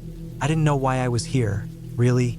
Maybe I was looking for something to fix, something to make the loss of Grandpa feel less permanent. Or maybe it was just because the silence here was so much louder than anywhere else. I stayed up late that night watching the snow fall outside. The wind howled against the cabin, rattling the windows. It wasn't unusual for storms to hit up here, but this one felt different. Felt heavier somehow, like it was trying to bury me in the past, to trap me in the memories of who I used to be. That night, I slept fitfully, tossing and turning on the old couch in front of the fire. I don't remember what woke me up, but I found myself lying there, staring at the ceiling, unable to go back to sleep.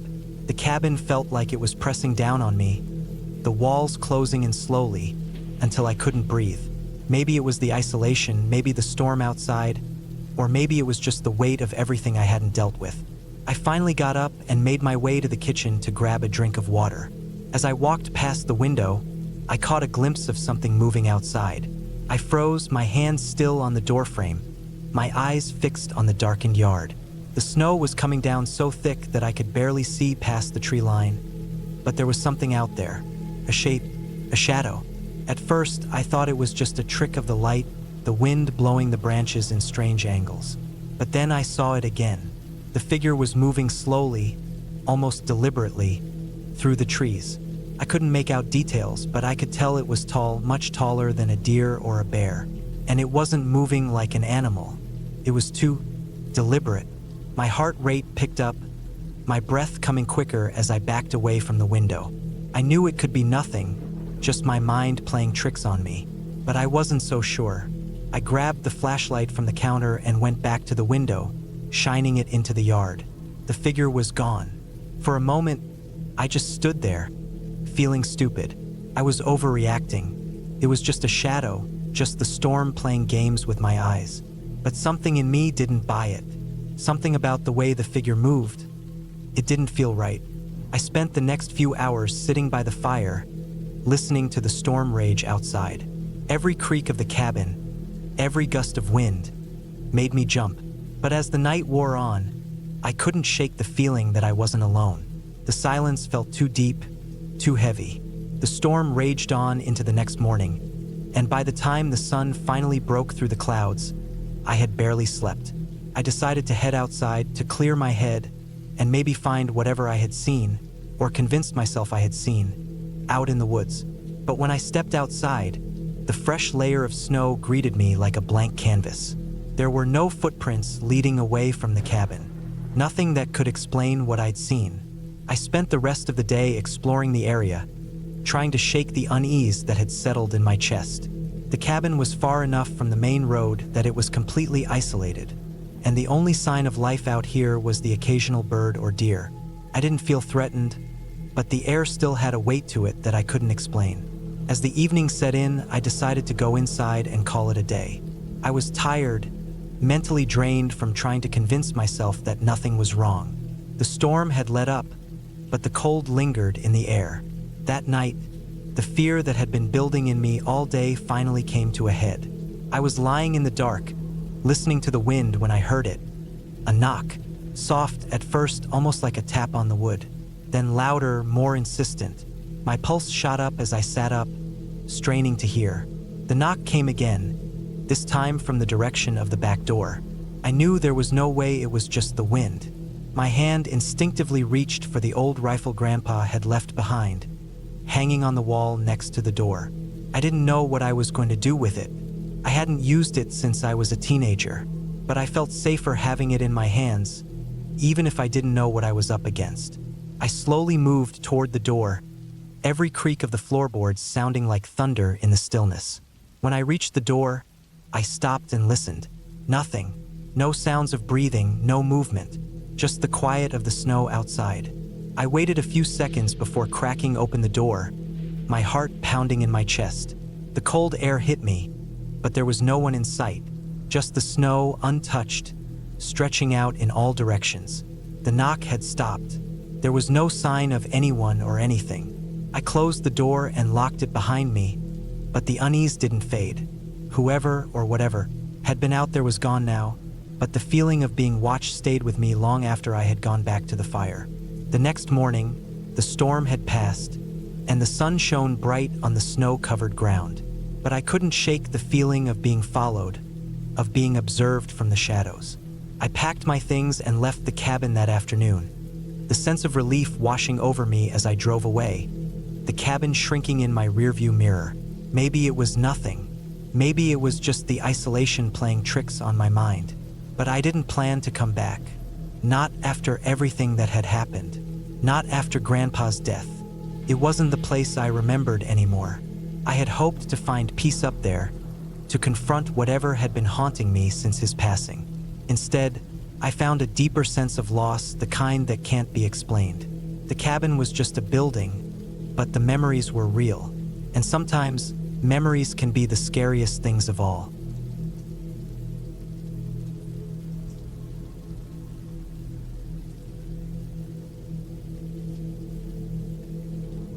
It was late October, and I found myself in the middle of nowhere, stranded in a remote cabin deep in the woods of Vermont.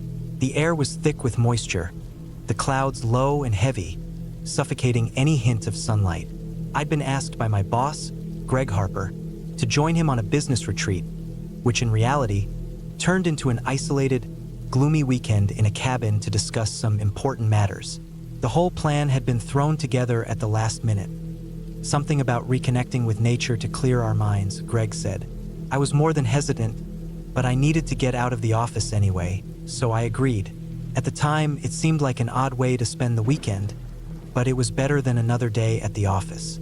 I had arrived at the cabin earlier that afternoon, after an hour-long drive from the nearest town. Greg had shown up shortly after, having taken a different route, and we both agreed on setting up camp for the night.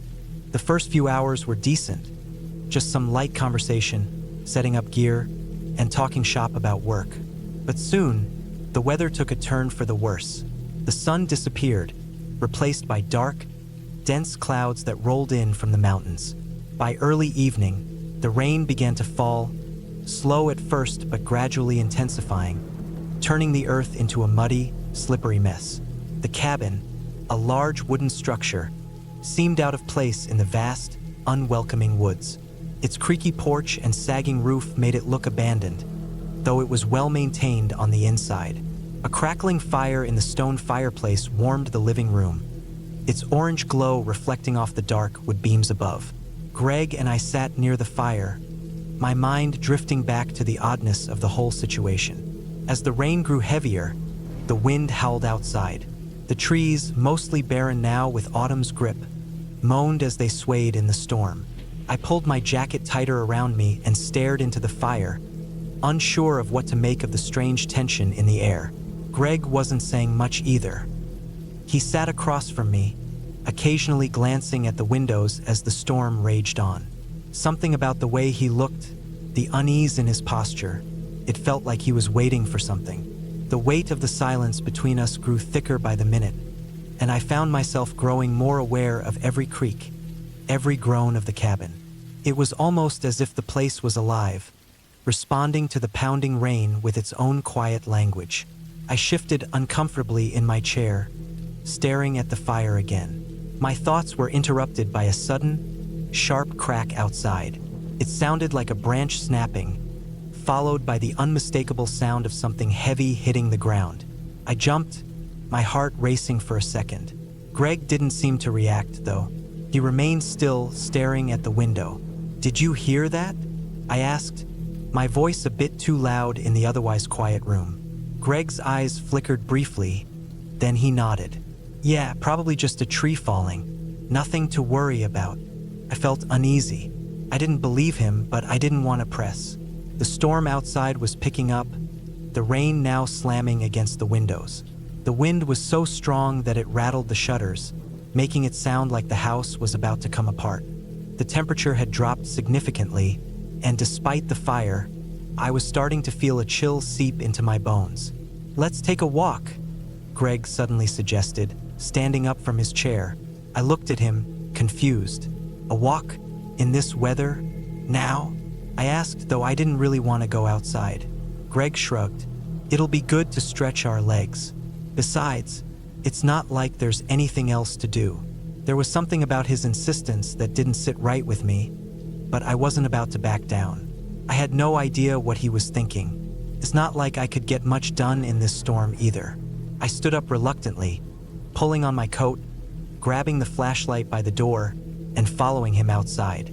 The porch creaked under our feet as we stepped out into the rain. It was cold, and the air had that damp, earthy scent that only comes with heavy rain in the forest. Greg led the way, walking toward the edge of the property, where the forest stretched endlessly into the misty night. The wind whipped around us, tearing at our clothes, but neither of us spoke. The only sound was the relentless pounding of the rain and the occasional thunder that rumbled across the sky. I felt a knot form in my stomach as I tried to focus on my footing in the wet, uneven ground. I kept my flashlight pointed ahead of me, casting a narrow beam of light across the trees. Suddenly, I stopped. There was something off, a shape in the distance. It was dark and indistinct, but it seemed out of place. I blinked, trying to make sense of what I was seeing. But as I focused, the figure disappeared, swallowed by the dense fog. Greg, I whispered, barely audible over the storm. He turned back toward me, his face unreadable in the dark. What's wrong? There was something out there, back in the woods. He paused, scanning the darkness. It's probably just an animal. You're seeing things. I wanted to believe him. I really did. But my gut told me otherwise. Something didn't feel right. As we continued walking, my unease grew. We were approaching a small clearing where the trees seemed to thin out. Greg kept moving forward, but I couldn't shake the feeling that something was following us. Every so often, I would catch the faintest sound behind me. Footsteps, soft but deliberate. I kept telling myself it was just the wind, but deep down I wasn't so sure. Suddenly, Greg stopped, his back to me, standing still in the rain. I was about to call out to him when he turned quickly, his eyes wide, a look of panic spreading across his face. He whispered, "We need to get back, now." The tension in his voice was enough to make my blood run cold. I didn't wait for another word. We turned around and started heading back to the cabin, but it wasn't fast enough. That same strange sound, those footsteps, they were getting closer. I could hear them clearly now, each step deliberate, slow but heavy. I turned my head once more, trying to peer through the darkness. My flashlight barely cut through the fog, but what I saw made my heart stop. A figure, a man, was standing just beyond the trees, watching us. His outline was indistinct, but the eyes gleamed in the dim light, cold and unblinking. "Run," Greg said, his voice barely a whisper, but it was enough. We didn't need to be told twice. We sprinted back to the cabin, both of us slipping and stumbling over the mud. The sound of footsteps, heavy and relentless, followed us. My breath was coming in sharp gasps, my legs burning with every step. We reached the cabin door, and I fumbled with the handle, finally pushing it open and slamming it shut behind us. We were inside, locked away, but the fear didn't go away. We stood there, panting, staring at the door, half expecting it to burst open. But nothing happened. No knock, no sound, nothing. The only noise was the storm, still raging outside. Greg leaned against the door, eyes wide, his face pale. "What the hell was that?" he muttered. I didn't have an answer. My mind raced as I tried to process what had happened. It didn't make sense. There was no way anyone could be out there, not in this storm. But there had been someone. someone watching us. We stayed inside, not saying a word, not daring to move from our spots. The night stretched on, the rain pounding on the roof like a drum. Eventually, the storm began to die down, the wind losing its strength, and the rain slowing to a light drizzle. But the unease remained, hanging in the air like a thick fog. By morning, the storm had passed, and the sun broke through the clouds, illuminating the cabin in the soft light of dawn. But something was different. The air was still heavy with tension, the events of the previous night hanging over us like a shadow. We packed up our things and left as soon as possible, barely speaking to each other. The drive back to town was quiet, the silence between us deafening. I didn't know what to say, and neither did Greg. We both knew that whatever we had experienced out there, whatever we had heard and seen, would stay with us forever. The woods had claimed that night, and we were lucky to leave it behind.